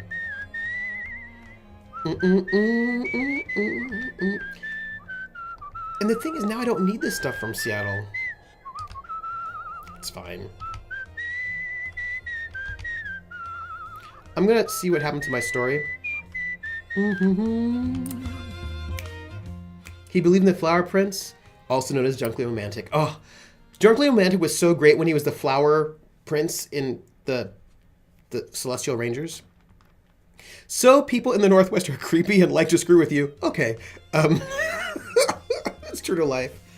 The farmer's loitering beside a couple of crates of berries, idly watching the clouds go by. Waiting for the pickup, he says, trying to make small talk. Hey, you want to hear a wild story? Absolutely. I'm going to watch Drunkenly on BTS right now. Oh, I will see you later. I will see you later, Krellin. Krellin, enjoy behind the scenes, and when we're done, we'll hang out over there ourselves. But I'll see you for Critical Role. He starts telling you about the travelers who move at the speed of a snail. It takes a couple of minutes, but you suddenly recognize it as the story about the slow-going cart. Whoever told it the farmer changed, well, a lot. But it's still pretty good. Hey, where'd you hear that story? I can't remember, he says. I think I've known it for years, since I was a boy, for sure. That can't be right. I'm going to say, that story happened to me. Oh, bullshit. His laughter rings down the dusty road. You're a good joker, I'll give you that. And I will move on. So, at this point, I'm going to go and do the giveaway right now. Hey, Seattle. Seattle looks pretty cool. I like it. I want to know who's the winner right now. We're going to do a giveaway for Resident Evil Revelations. Oh, yeah. Sometimes I just tickle myself.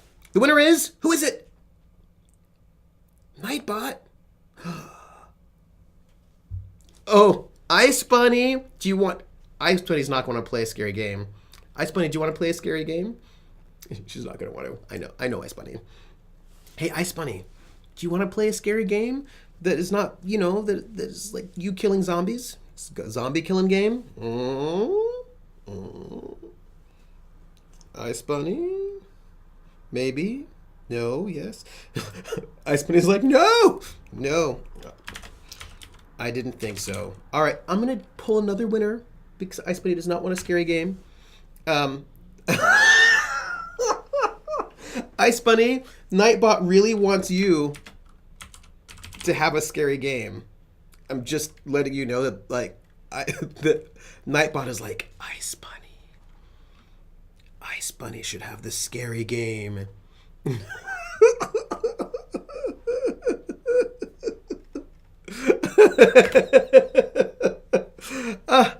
PH! Hey, PH! Can you play Resident Evil Revelations? Can you do it?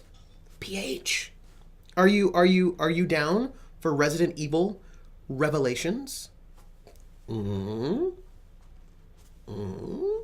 Yes. Good. Oh, good. Excellent. I'm going to send you the code right now.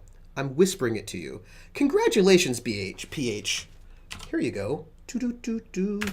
Boom. For you. Congratulations. PH hype. Oh, wait. I need to go and give some pipes as well. There we go. Pipe. Woo. So good. Thanks, everybody. I do love a giveaway. It makes me really happy. So, we're in Seattle. Oh, that's what we're going to do. We are in Seattle, but we're going to go and find out who this person is that's hanging out in this map. Who is this person? August. It's a new person. Ooh. You see me here? You think you know me? Ooh. Marine. No, sailor. Navy. So this guy's been in the Navy. There is a reason why he's a night butt. It's true. I don't know. What do you think we're gonna get here? I didn't start out in the gutter. I was raised right. Mama taught me to read off the Bible. When do you think this But guy's I'd from? save up my nickels for the collection plate and buy story rags instead. That smell of wood and paper. So I miss them blood-pounding adventure stories. Huh. You got any like that? Okay, I think I've got some blood-pounding adventure stories. Bible Belt, maybe, but I'm trying to figure out, like, do you think he's, so he's Navy. Do you think he's Korean War, Vietnam War, or World War II? Oh, yeah, the Bible Belt's a real term. The Bible Belt is mostly in the South and the Midwest of the U.S. And so like there's like a strip of the United States with like lots and lots and lots of churches and where it's very, very religious. So it's called the Bible Belt. It is a region of the U.S. This is all true. Exciting. We're going to go with the Killers on the Streets. That seems like an exciting adventure story. Oh, yeah. We've got stuff. Come on, that can't be true. Sorrow ain't like that. Oh, come on. Yeah, I feel like he's post-World War II as well. That's what I think. Well, we're talking about the rules. My daddy hated those rags. He whipped me good. Told me hard work's Maybe the only way to post-Nam. survive in this world. No use living in my head. Texas is the Bible Belt. Georgia. So he's either Korean War, but I feel But you tell Vietnam. me, what's the wildest thing you've seen on the roads out here? Anything good and exciting? He keeps wanting exciting stories, and I keep failing him. How about the story of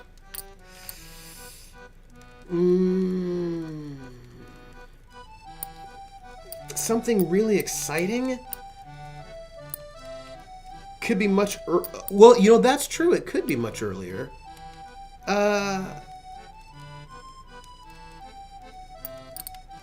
Something exciting. Pecos Bill, the cowboy who tamed the wild. That seems sort of exciting. I don't know if he'd like that. Maybe he would. Sadness. No, he doesn't want sadness.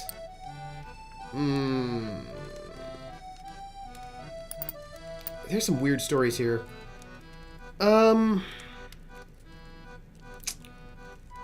Yeah, well, I think maybe exciting. This is, I just have a lot of weird stuff going on. I think maybe we go with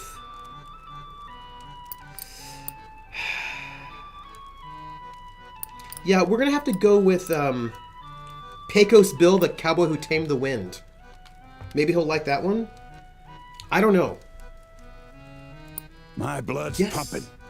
That's the kind I used to like as a boy. Okay, good. Talking about joy. Best hours of my life were spent hiding behind my daddy's chair, reading those stories, where I was climbing mountains and crossing rivers. Okay, yeah. I saw the world in them, I did. But you tell me, what's the wildest thing you've seen on the roads out here? Anything good and exciting? He wants lots of exciting stories, and I don't know how much I can help him here at this point in time. Because, like, unless you mean creepy, it's not like... Yeah, my stories are not, like, exciting in a happy way. They're exciting in a creepy way. He wants a thrilling story. Yeah, some of these are, like, thrilling.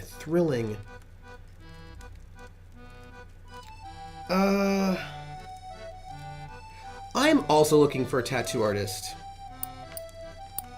You know, I don't know. Let's go with the White Rider in the desert town in San Diego. I don't know if he'll like it. I don't know. I don't know how I'm going to do with this guy. I mean, I have some stories, but no. When you've seen enough real horror in this world, cheap tales don't do it no more. I think you're right about Vietnam. He feels Talking Vietnam about era. heaven. I guess I had it back then. Lived in a little house in Louisville with a good mama and a daddy who worked hard at the factory. Worked hard at the factory. Never knew I had dreams for something bigger till I read those stories. So I miss them blood-pounding adventure stories. No. You got any like that? This guy. All right, I'm going to, you know what? I'm going to go with this. I'm going to tell you the story of the white deer around New York City. That's what I'm going to tell you. That's it. Sounds like one of the bad soppy ones I used to read. Yeah, I'm just not, like, you and I are not getting along well, my friend. I did my chores, said my prayers every day. I was a good boy. But in those rags, I was free. I could be whoever I wanted. Not so well. You tell me, what's the wildest thing you've seen on the roads out here? Anything good and exciting? Do you see what I'm telling you? This guy. You know what? I'm going to tell you the story of that violin. That's what I'm doing. That's it. I don't think I can please you, so I'm doing what I want. Sounds like one of the bad soppy ones I used to read. This guy. When it comes to the past, I remember those stories better than what I did yesterday. Right now seems to slip away, but the past never leaves me. My daddy wanted me to quit reading them rags. Said it kept me from hard work. Got his wish, but he didn't get hard work instead. Anyway, I'm headed out this way when the sun comes up. I like your tales. Hope we cross paths again. I don't have good tales for you, my friend. At least not right now. Maybe he's one of those people who says one word and means another. Exciting is... Right, exciting could mean anything. It could mean, like, what do you mean?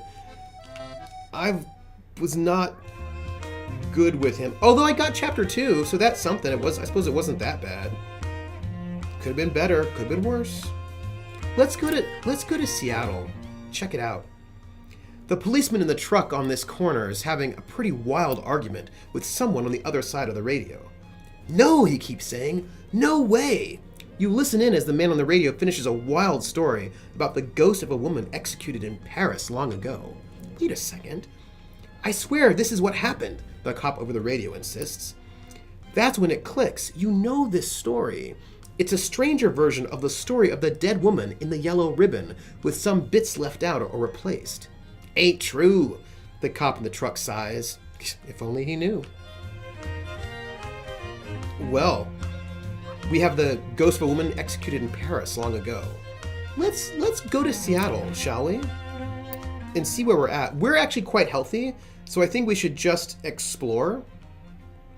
We have been to San Diego. On top already. of a hillside boxcar, 4 men in sailors' clothes fix their eyes on the distant waterfront, where a crowd of hundreds clashes with uniformed cops. From this far, the sound resembles some loud, tenacious animal. What is all this? After a while of silence, one of the men responds. You notice his bruised eye. We have... Waiting on the police to deal with those strikers so we can get back to work. Oh, I see. I'm gonna say you're not on strike. The man clenches his fists. Hey, mind your damn business. I see how he is. All right, then. One of those bastards dragged me off the pier and...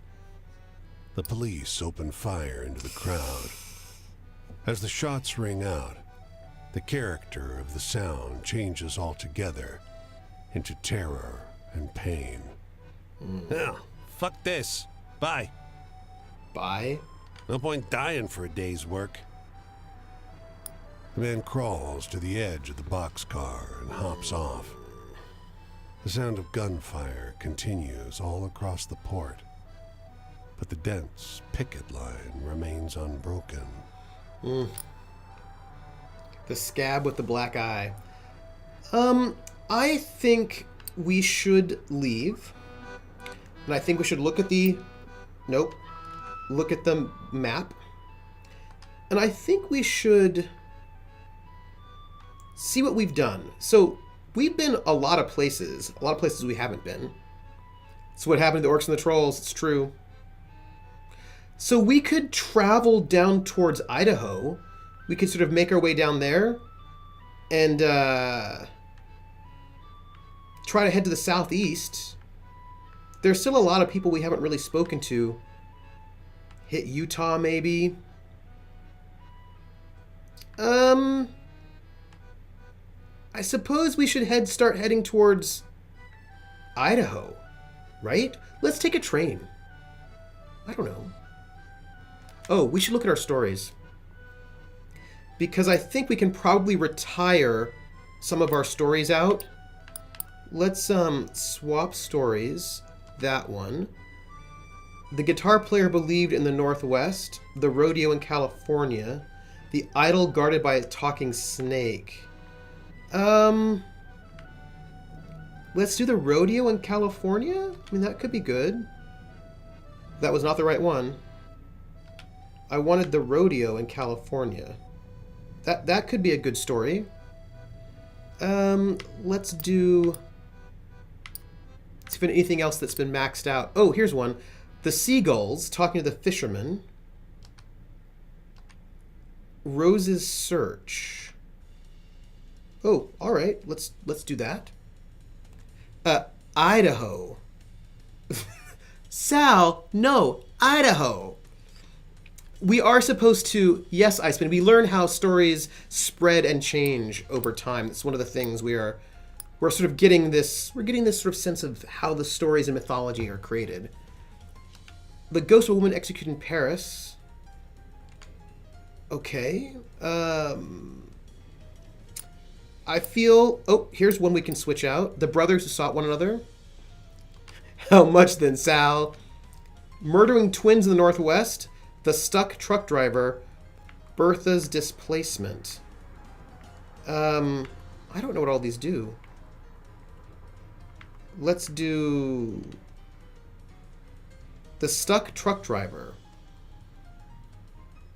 Let's do Bertha's displacement? Yeah. And then... That's it. So those are... We just swapped some stories out so we can max out some other stories. We've gathered not half, but we're getting there. We still don't have any items. We've got some progress on people. Chapter 2, Chapter 3 for Bertha. There are still people we haven't met, though. There are a bunch of folks we haven't met, and I feel like we should meet them. So, where are we headed, folks? I don't want to talk to our friend, our sailor friend, because I just do not have exciting stories for him right now, and he will be mean to me. 6 months of your life. like any recent relationship has lasted that long. I think we're missing stuff here in this Idaho region, so let's go towards Idaho. And this is my thought. We go to Idaho on the train? I think we take the train. Let's hop a train. Oh, we can go to Minneapolis. Wait, do I want to go to Minneapolis? Is that where we want to be? Minneapolis. That's a long way. That's a long way. That takes us all the way over there. I don't think we should take the train. I think we should walk. I think we should walk. Just, you know, traveling around a little bit, seeing the country, going to Idaho. Idaho. Google City. I have been to Minneapolis, so I feel like let's search. You walk along the tracks for an hour, toward the smell of the coal baking in the sun. The train is idling at the station, sputtering, exhausted. A child paces up and down the line of black carriages, clutching a bundle of rags to her chest. She cranes her neck, figuring the height of the cars. Let's say hello. We're a skeleton. You scared her half to death. She stares, absolutely petrified as you approach. It was an accident. Oh, She whispers. that's bad. Let's look down. All you can see in the heap of blankets she carries in her arms is the infant's tiny leg, pale and blue. Okay, we're gonna just move on. Small corpse on a coal train, my friends. I had a coworker from the Virgin Islands have a nice long conversation with me earlier today about how weird and hard life must have been way back in the day before people, like, invented clothing and insulation. More dead children. Yeah, I think there are a lot of things that would have made life kind of miserable. Look, I know there are many things about life that are not great, and I'm not a Pollyanna by any sense, because I can be like, ooh, grr. You know what I mean? Because, like, there are crappy things that are happening. But I'll tell you what, I'm glad I live in a time with antibiotics and houses and clothing and insulation. I mean, well, that's true. But you know what, though? For a long time, you had to make it yourself if you wanted it.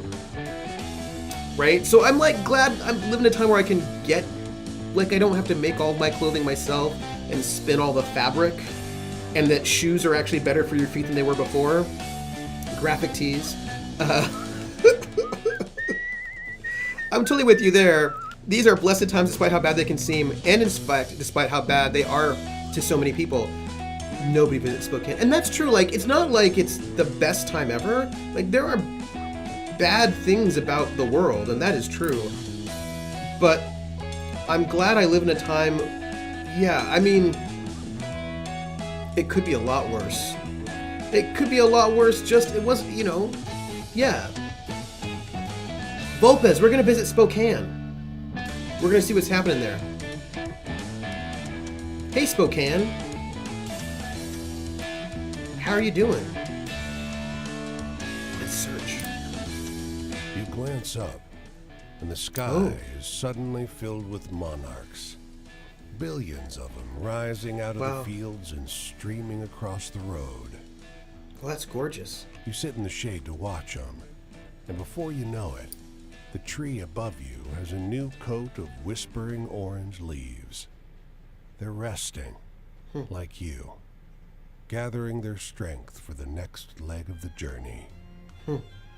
That's beautiful. We need to replace our story with that story, because that's a really nice butterfly story, and we need it. What was that? Was that,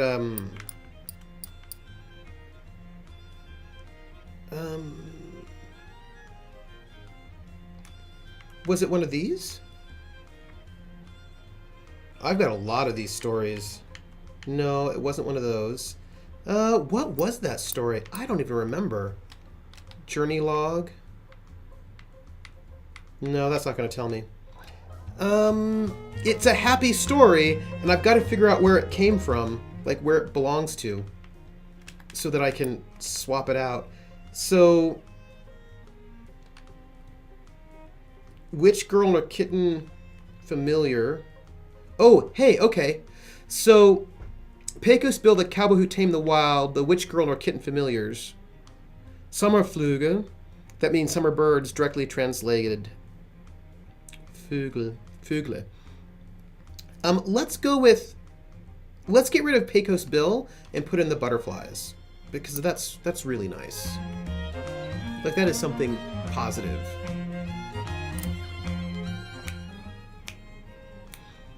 These men lean against the wall of this hardware store, smoking and chatting. They wave you over. You heard this one before? They launch into a group recitation of Pecos Bill, who rode the tornado up and down the Midwest, interrupting one another in their excitement to tell it. Oh, wait a second.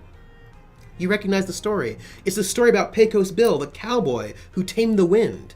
Someone added to it in the meantime, though. What do you think? One of the men asks one of the men, eyes bright. You think it really happened? I say, of course. Well, I'm not sure myself, he replies, but damn, it sounds wild. Move on. So, apparently, maybe... Oh, but see, Pecos Bill looks like the story is completely full now, so I think I can retire him for the moment. Ah, that's such a nice fiddle. It's a nice fiddle. Now, where are we going? I think we just need to head south. I think we should head due south through Oregon. Yeah, let's just go south. Let's do that.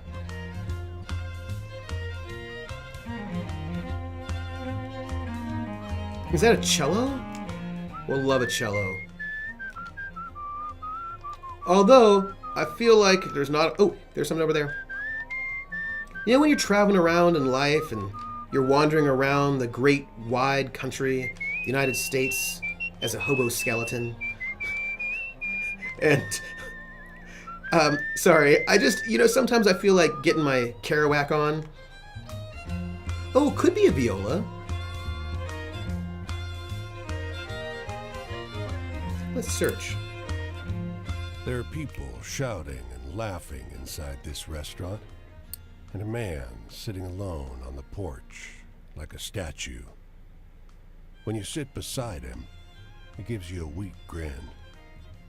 Look at us. Tired? I get so tired. Can't even celebrate a job done. What job? WPA. Planting trees. 30s. He tells you about the hours he spends digging holes in the sun. Collapse has been hard on folks. I didn't have a job before all this. Now I'm doing good. Kind of glad things went to shit. He hesitates. Is that wrong, do you think? I'm gonna say maybe a little. Maybe a little. Yeah, but I have money now. Watch this. He digs some change out of his pocket and tosses it in your lap. I can do that.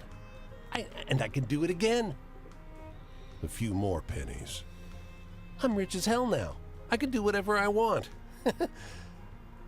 He barks out an uneasy laugh as if he's surprised at his own joke. I'm gonna move on. Poor conflicted WPA worker. Yeah, sounds rough. I don't know what to do with your life. I don't know. Maybe it is a deal. Oh, hey. What is that over there? We're seeing something. Boise. Hey, let's go to Boise, everyone. Wait. There was a thing lurking, hiding, a story hiding in the mountains. We should check it out. What should I have for dinner tonight, everybody? Also, I think we should do a raid. There's a new raid thing, and I think we should do it. You give the seated man a cursory nod as you pass, which he mistakes for interest. Wondering where you've seen me before? Nope. He beams. Curry. How about on the roundabout roads and twisting trails of America the Beautiful? Yes, I'm Walking Willis. I really like a good yellow curry. That could be good. Pollo and mole, meatloaf, fish, shrimp. So I just had Ethiopian food yesterday. Delish. That was great. I love good Ethiopian food. I haven't had Ethiopian food in years. And I've had Indian food recently. You think so? But one of them has a much lower timbre. I have no idea. It's Walking Willis. Funny. Most folks know old Walking Willis. I've been walking across this great country back and forth for years now. You see, I ain't got a home. Walking's all I do. I'm always walking. But not right now? Well, no. Right now, I'm just resting a minute. Resting my dogs. Ain't Walking Willis allowed to rest his dogs for a minute? Yes, you are, my friend. That's right. That's right. He lowers the brim of his hat and goes to sleep. I'll move on. Hello, Walking Willis. Now, where's Boise? We're going to Boise, everybody. This game is really interesting. It has such atmosphere. It really evokes this real sense of, like, Americana without, even with these little details. I think the writing is just very good. I also walk except when I'm not walking. Of course. That's the thing. Me too. I'm always walking except when I'm not walking. Ooh, potatoes. I like potatoes. You know what I would eat right now? I would eat a shepherd's pie. That's what I would have for dinner, if I could. I would have a shepherd's pie. After gossiping for a while about the weather and the crops and the state of the world, all bad and getting worse, he takes a different tack. You look like someone who likes a good story, he wheezes. Try this one on for size. I'm listening. After loudly and repeatedly clearing his throat,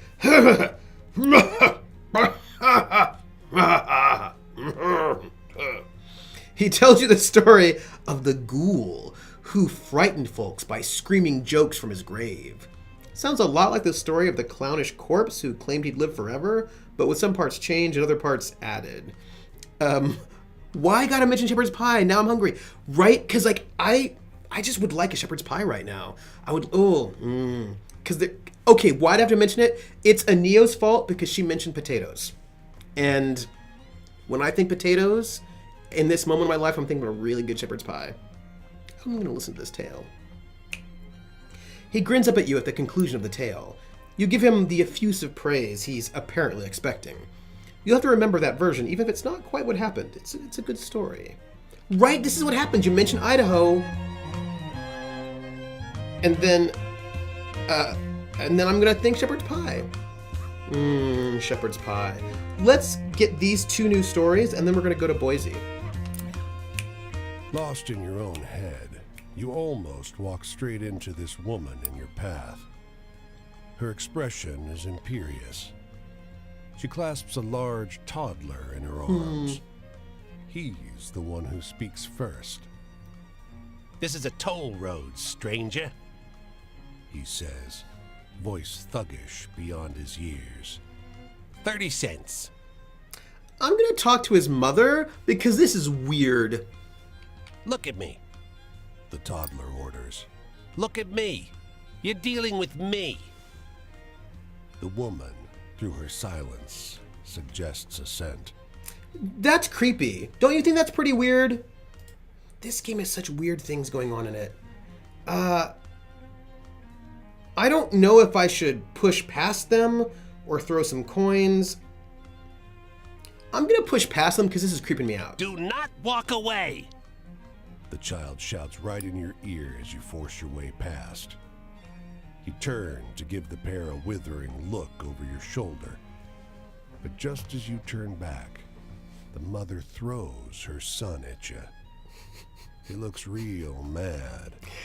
Okay, I'm a giant walking skeleton, but I don't hang out with a creepy, like, adult baby.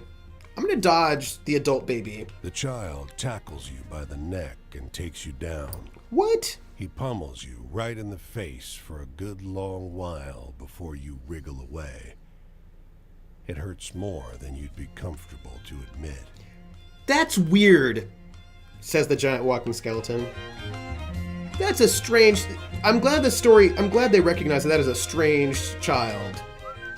We're gonna get this other story and hope we're not beaten up by a baby. Okay, so hey, Trooper SJP, yes? What happened when you were playing Where the Water Tastes Like Wine in your stream today? Oh, I got beaten up by an angry baby. Ooh, I bet Drunkly would love that. I should tell... I'm gonna dodge... Oh, you're right, we do need a quote. That's a new quote. Hold on, let me come over here. Let's see. It is... is it... Oh! Okay, Colonel RPG, I'm looking forward to Saturday too. I'm looking forward to see what they do about the man in their barracks. I want to find out. I will see you on Saturday. It's gonna be so good. So good. Bye, Colonel. Thank you for being here. I think it's, what is the command? I think the command is add quote. I'm gonna dodge the adult baby. That's not really a learned, though, is it? I don't care. Trooper SJP 2019. Yes. We just added creepy babies. I wonder if I can get shepherd's pie around here somewhere. This office is trashed. There's papers scattered in the street, glass missing from the windows, and 6 men in paint-smeared clothes tracking mud all over the floor. Scandal.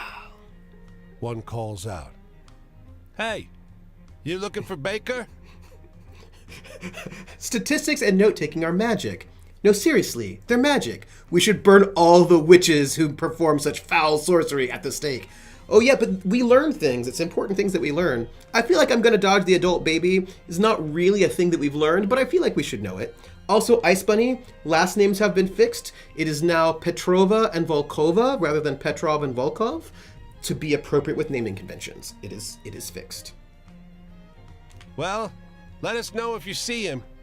He says he's too broke to pay us for the last job, so we're too tired to leave his office. Oh. the thought strikes him. He holds up $1. You got time to get us lunch? Sure I do. I'm a skeleton. Halfway to the sandwich shop, 2 cops stop you. They fish the $1 out of your pocket, plus a little extra. Why? We're doing you a favor. One laughs. Keep out of this. Those wise asses don't need lunch. We got guys coming to pick them up. The police stole my money. When you ask if you're a golden god, if you're there for the baker, you say yes. Yes. And the thing is, they made their own names, and then I was like, it should be Petrova, but I didn't think about it. But then I just mentioned it. I was like, hey, just mentioning it. And they're like, yeah, let's change our names. And so they're being changed. Shady painters who asked a favor. So anyway, I'm in trouble. How am I doing? I'm a little low on money, but I think I'm not too bad. The mountains, Boise, the mountains are stunning, but your attention is drawn to the nearer splendor of the Boise Hotel's massive neon sign stark against the sky. Despite the new construction, you can tell the city is struggling. Let's explore. People throng the fair, filling the air with laughter and chit-chat. Kids thread and weave through the stalls, laughing, and knots of farmers stand discussing the various animals on show. Ooh, let's wander the fair. The cow is resplendent. It seems to glow in the sunshine. A winner's ribbon pinned on its bridle. The women smile when they see you looking. The one holding the bridle waves you over. Let's go over there to the beautiful cow. Ain't she a beaut? First in her category. The woman sat milking chimes in. She deserves it, wouldn't you say? She doesn't wait for an answer. Want to try some? Sure, I'll try fresh milk from the prize-winning cow. Why wouldn't I? You walk over as she dips a cup in the milking bucket. Ooh. As you get closer, you see the patches on the cow's skin. Thick, irregular clumps of scales. Well, that doesn't look right. The woman holds out the froth-laden cup. Yeah, I may be a skeleton, but I'm not going to drink that. Actually, you got beautiful cow. She shrugs. Suit yourself. They'll be charging top dollar for her soon. I'm sure. What breed is she? Is she like half Cthulhu creature, half cow? That's the thing.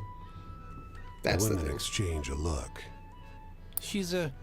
The other cuts her off. Ooh. You're a stranger. She collects the stool, takes the cow by its bridle. You ought to be going. Creepy. Actually, Critwitch reminds me of a quote that I did not add, but I should add it. Let's add that quote.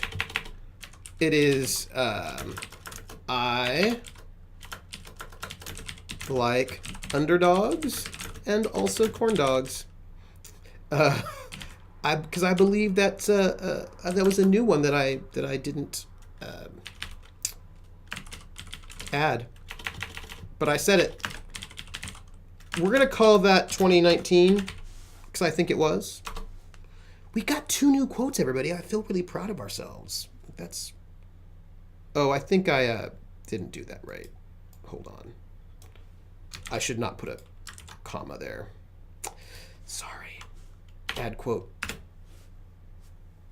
There we go. Nice. Let's move on from these creepy women. The scaly cow, I don't like it, but we should probably earn some money. You wander the streets of the city looking for a way to make some cash. I'm gonna look for work. Digging holes. Not what you had in mind, but damn, they're digging a lot of holes in this park. A foreman assigns you to a work group with a mix of other disheveled men and women and sends you off to dig at a pit by the water fountain. What is this about? Nobody wants to say. The young woman keeps mouthing something to you across the hole, but you can't make it out. What is she saying? Deer lobby? Dave hobby? Dean bobber? You never get anyone to admit what this is all about, but you do get paid pretty okay for the grave robbing.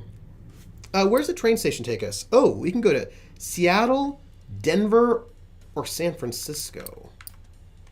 I don't think... Where are we at? I feel like there are all these parts that we haven't been to. You know what I mean? Like, I feel like we've traveled a lot, but there are all these parts of the country we've not been to. Like, there's like parts of Oregon that looks pretty empty that we haven't seen. But my mom didn't allow us to try raw milk. My aunt could get some at the camping where they were staying. People, you know... So, I feel like... I don't know. We could go to Denver. But we could also walk to Denver.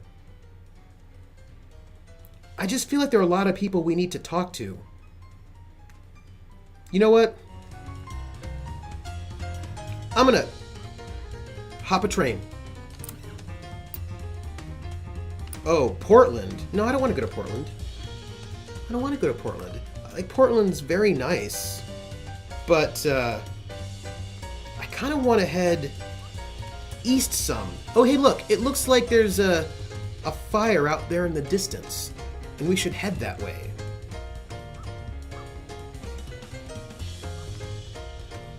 So interesting to me, the ways in which we are not...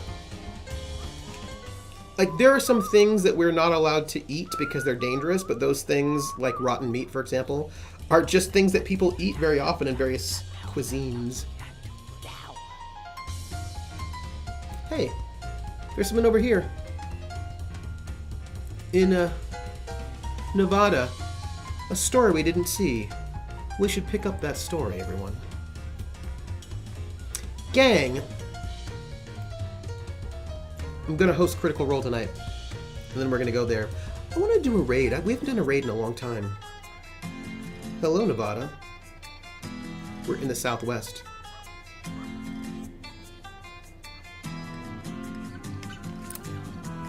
There's a commotion outside the post office. The crowd parts, and a middle-aged man comes leaping out onto the curb. Oh. My daughter had a baby, He shouts. she had a baby girl. Congratulations. In a fit of Instant frantic Avada music. excitement, he kicks over the post office box, knocks over a bench, and seizes you at random in a bear hug. Somebody call my wife. He shouts over your shoulder. Tell her we're taking the train to Chicago. I'll celebrate with him. I'm a skeleton. What The do I man care? starts to dance. His feet hit the pavement so hard they throw up puffs of shattered stone. Oh. Everyone staggers. When he swings around the lamppost, the metal bends like soft clay. This feels supernatural, so let's just keep going. Oh, yeah, let's keep going. Let's The do new it. grandfather grabs the nearest car and, 2 hands overhead, lifts it up and hurls it down the road. My daughter had a baby. He shouts. Everyone runs indoors. Well, well. It's Luke Cage. Already the little girl has granddaddy wrapped around her finger. It's true. Also, he has superpowers. Whoa! The new grandfather seizes your hands and whirls you around so fast that you feel the blood leave your tingling face. I've never been happier in my life. He shouts. But his grip slips. Before you can react, you're tumbling across the roof of the hardware store across the road. Ouch! The man doesn't seem to have noticed he's lost you. He's spinning so fast you can barely see him.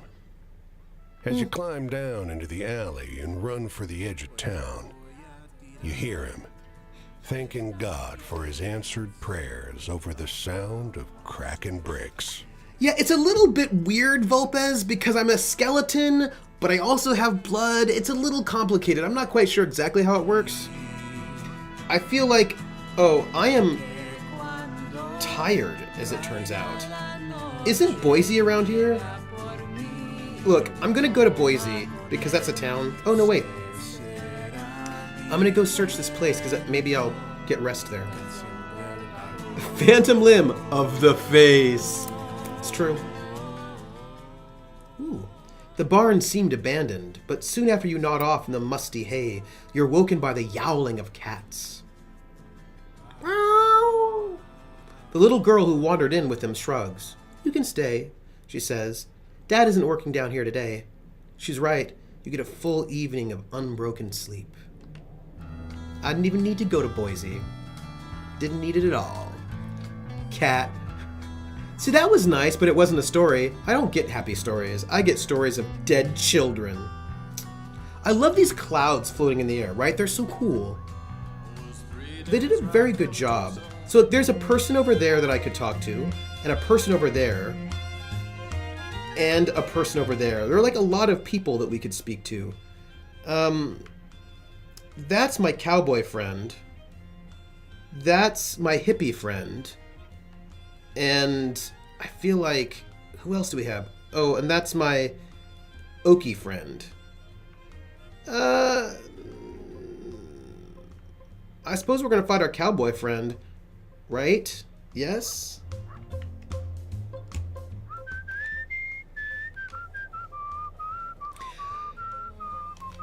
Y'all, I've got a lot of prep to do for Saturday. I also have to finish my syllabus, but I made great progress today. I made the most important progress. I decided what topics are going in and what topics are not going in. So now I just have to update and then pick songs. That'll take a while. Hey, Salt Lake City. How you doing? Let's talk to our cowboy friend.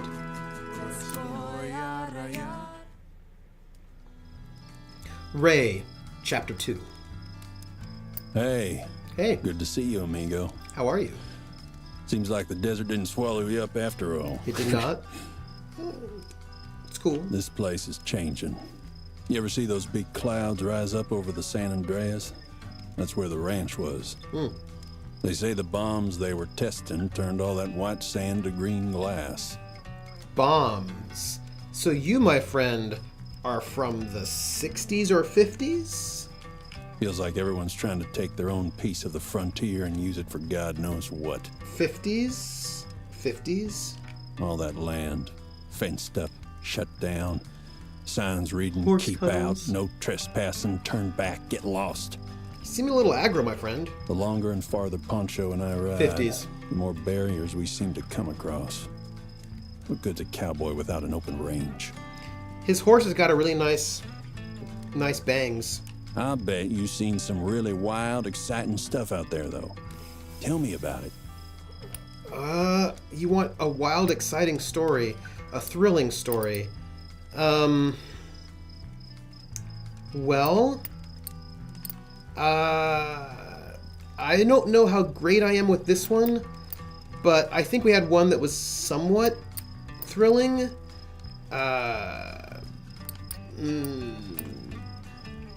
Well, thrilling.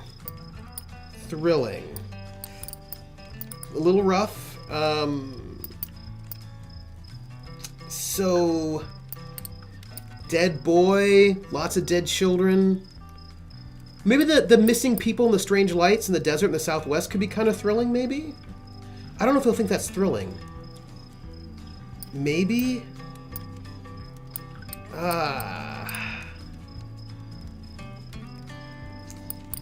Maybe manhunting his enemy's dead horse? Okay, let's go with that one, maybe. The story of the man hunting his dead enemy's horse in California, that might be thrilling for him. Maybe. Maybe. You live an exciting life, amigo. Hey, that seemed to work. Morals? Ain't nothing moral about roping off the open range, locking it down and keeping it off limits to the very folks who live here. So, you know any good jokes? Okay, I have a funny story. I have the story about the witch girl and her kitten familiars. You'll like that one. That one's funny. It's a good one. Oh, that's a good one. I'm gonna tell that one next time I share a campfire. Look, I'm doing well with my guy. Joy, you ever get to see a desert rain? No. No matter where you are. Maybe. Everything from the cacti to the coyotes. I swear you can see them all dancing for joy. Huh.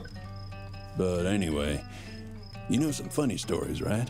I got that story about the skeleton that yells jokes at people. I mean, I don't know if you'll find it funny, but I'm gonna tell you that one. I mean, the skeleton, it's like two funny stories. You're funny as hell, you know that? Yes. Thank you. We're Death. doing really well. Them bombs they're blowing up, round where the ranch used to be. I heard that just one can level a whole city. Boom, and gone. Yeah. Folks turn to ash, sand turned to glass. But anyway, amigo, what's the most exciting thing you've seen out here on the road? Sightings, that's a hard one, my friend. Sadness, no. What is this? Lost ring, fortune teller, hunting bald eagle around Billings.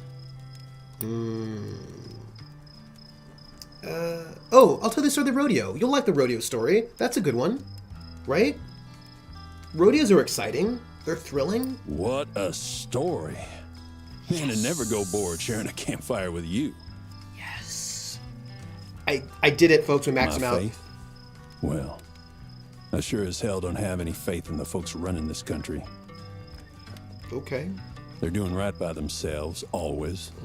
And never what's right for the land or for the folks living in it. So, you know any good jokes? No, I really don't. I'm pretty much done with jokes. So I'm going to pick an interesting topic. Why don't we talk about heaven? I'm going to tell the story of the White Rider in the desert down near San Diego. I want to know what you think about it, my friend. What do you think? Damn, amigo. Ain't the world hell enough already? Apparently you didn't like that story. My idea of heaven? At the end of the day, it ain't a job I'm looking for. Not any kind of money. It's just being able to live by my own way without no one telling me where I can and can't go. Gonna lose too much water if I keep going on like that. Probably wouldn't want to do that. And the sun's rising too. Time to get going. My path takes me this way, out across the desert. I'll see you some other time, amigo. All right. I want to head down to Florida, where Anio's from. I feel like that'd be great. Hey, we got Ray Chapter 3. I feel like we're getting really good progress now. We're getting people up to Chapter 3. I wonder how many chapters there are. Flo Rida. Can I tell you something embarrassing? For the longest time, I didn't know that Flo Rida was like a play on Florida. I didn't know it because I was square. This is our woman with the extravagant hat and coat. In a sharp transatlantic accent, she's telling everyone that in her party that is the story about the soldier who came back from the dead for love. It's clearly the story of a soldier who has journeyed 20 years for love, but changed in a few entertaining ways. Isn't that something, she says. And we should make a picture about it. So, all right, we got the soldier who came back from the dead for love, and that we maxed out that story. Which means we should probably switch it out for a different story.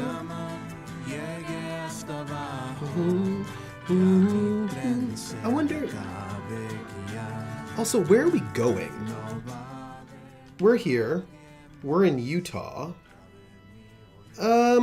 We could go lots of places. But there are a lot of... Like, look at this. We've not really been through Wyoming, Nebraska, Kansas, that area. I feel like we should hit that. And we really need to go south. We need to go lots of places. There are all these places we just have never been. And I'm a little embarrassed by the lack of our traveling the country. So let's just head... I don't really want to run into that guy again because I think we're not going to do well. But I do want to hit Wyoming, Nebraska, meet our beatnik friend again who likes miserable stories. I think he'd love that. So let's head east. Let's head east and see what we can find in that part of the country. We're going to travel just a little bit longer before we head out for the night because it's 9, which is the end of our stream. I just want to remind you that I'm not streaming in my regular stream Horizon Zero Dawn on Saturday because I want everybody to watch the Seed and Spark campaign marathon for Geek Space. But I will be doing Night Witches. And what else? Anything else? I will be back next Thursday, regular stream. Thursday, first day of classes, so that'll be like, wow. I feel like there's something else though. I feel like I should stream on Monday.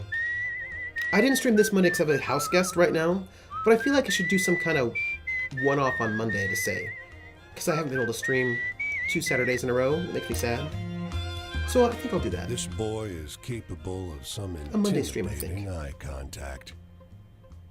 He holds your gaze long enough to make you squirm, and then mercifully breaks the silence. Do you like riddles? Enchantment? He has a dull voice. Enchantment? Yeah, I think I want to stream on Monday if I can. If I can, I will stream on Monday because, that's 2 Saturdays in a row that I've missed, and that makes me sad because I miss streaming for you all. I don't know what I'll stream on Monday as long as I'm not busy Monday night, which I don't think I should be. I will stream. Hey, you were invited to come down here on New Year's. You chose not to participate in the 27-hour Smash Bros. And D&D-a-thon. I think 6 p.m. my time, Ice Bunny. This is true, but I couldn't go down New Year's. I couldn't do it. I had a stream. But I'm gonna ask for the riddle. Lovely and round, he says. Oh, he's jumping straight into it, huh? I shine with pale light. I am grown in the darkness. I'm a lady's delight. What am I? The moon? No, not a fish, idiot. So much for your prize. I didn't say fish. He softly pats the pocket of his overalls, oozing smugness. "Apologies, Bartleby," he says, as some shape writhes inside the denim pocket. I think he's not talking to me. "You have not bought your freedom today." I'm gonna move on.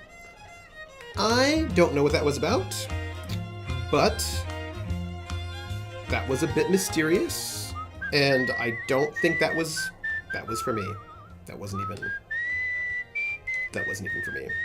That's all I'm saying. I don't know what that was. I don't know what was squirming in his pocket. I don't want to know. But let's get a new story. Chocolates? Howdy! Howdy! The salty old driver grins, showing off his remaining teeth. Ever seen a horse before? I have, because I'm a skeleton hobo. Liar! Else you'd have noticed that Scott here is a purebred spotted Appaloosa. Very rare. Scotty's great-granddaddies came to this country with El Conquistadors. My family's kept that bloodline pure ever since. Wipes away a tear. So now what do you have to say about my horse? It's a nice horse. Heck of an understatement. Go on. Give Scotty a scratch behind his ears. I will oblige. Hesitantly, you brush the horse's mane. He promptly jerks around and bites you. The driver's incensed. Where'd you learn how to caress a horse? I'm gonna move on. My friend. I, by the way, just got bit by a horse. That's the worst. Do I make the north or the south journey? Let's go the southern way. South. This way. We're gonna walk around the mountains this way. Apparently horses love old soup bones. Caress a horse? Pervert. Apparently I did not caress the horse in the proper way. Because I got bit. Well, not going through... Going back to the southwest. I should probably get a rabies shot, that's true. Hey, it's Highway 40. Oh. I don't think the highways were built in the 50s, so we're clearly in this kind of funny cross-time situation. Consent. Yeah, I did not give consent. Did not do it.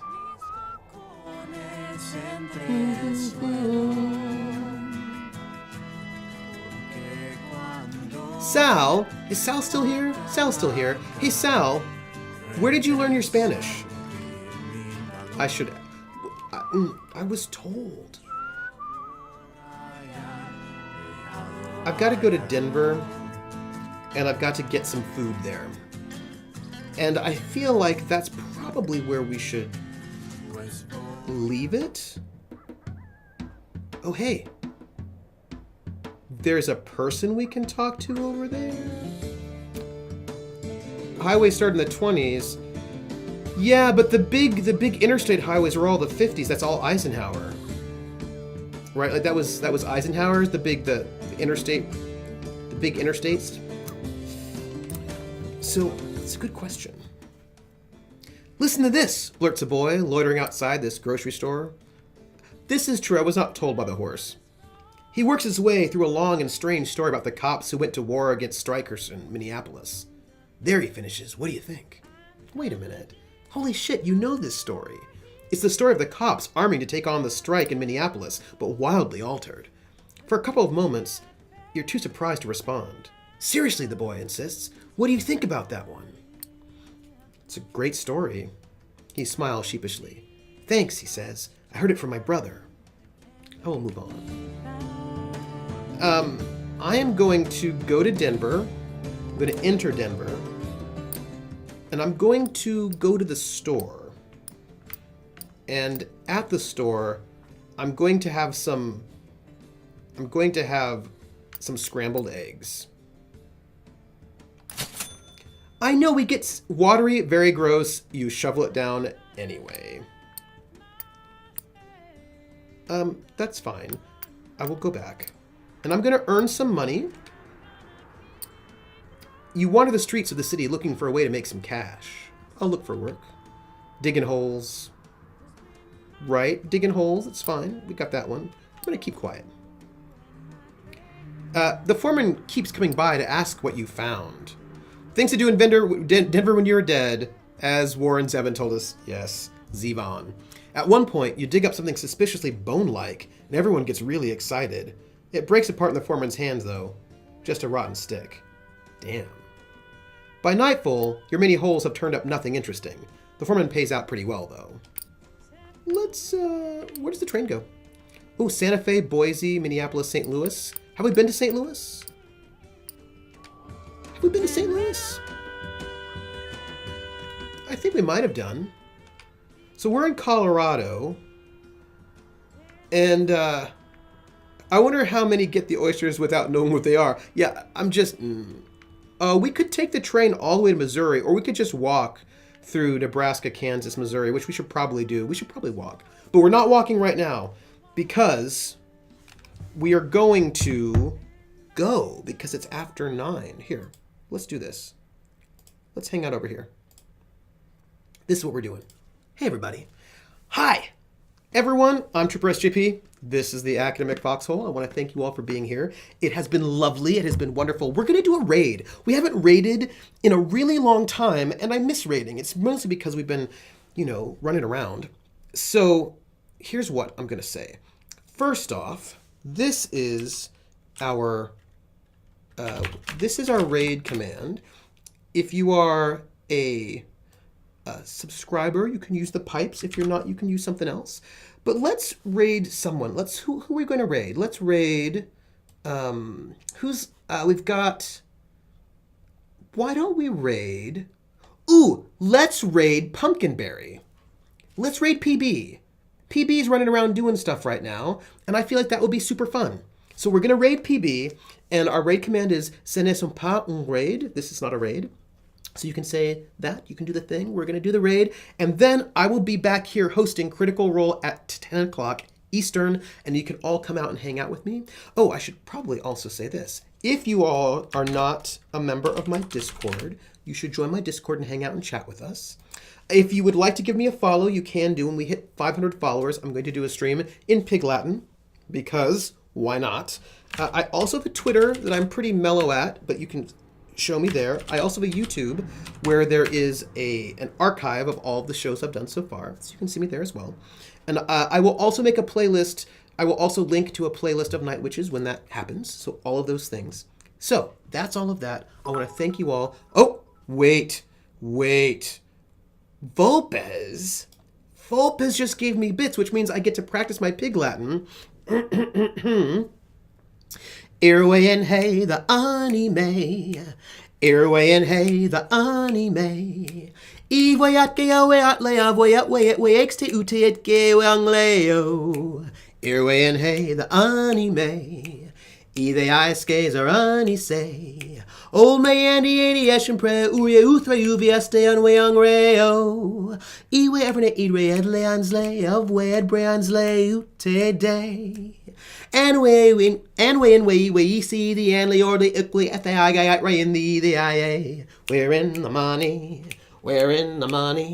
We've got a lot of what it takes to get along. Woo! That was good. Thank you, Vulpes, so much for the bits. They are much appreciated. They're going to feed my Pig Latin habit. And, who doesn't like Pig Latin? I mean, I do. I like it. Yes, I hope. So, by the way, I should tell you. Do you want to hear a spoiler? Here's a spoiler. So, for the Seed and Spark, there is going to be a goal in there to fund a season, but not of Night Witches Season 2, because Night Witches is sort of it's a game that's a beginning, middle, and end, It's a very structured RPG, but my French Resistance campaign, my friends. French Resistance. And I'm just saying there's going to be something very exciting possible for Season 2, and it'll be really good. So I'm just going to say it. I'm just saying it. It's going to be so good. But let's raid Pumpkinberry. Let's do it. You know what though? Yeah, let's raid Pumpkinberry. We're gonna raid Pumpkinberry, and we're gonna raid her. She's live right now, right? Yes, I'm pretty sure. Oh wait, she's offline.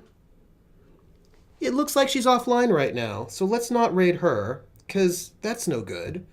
So let's, oh, yes, sweet.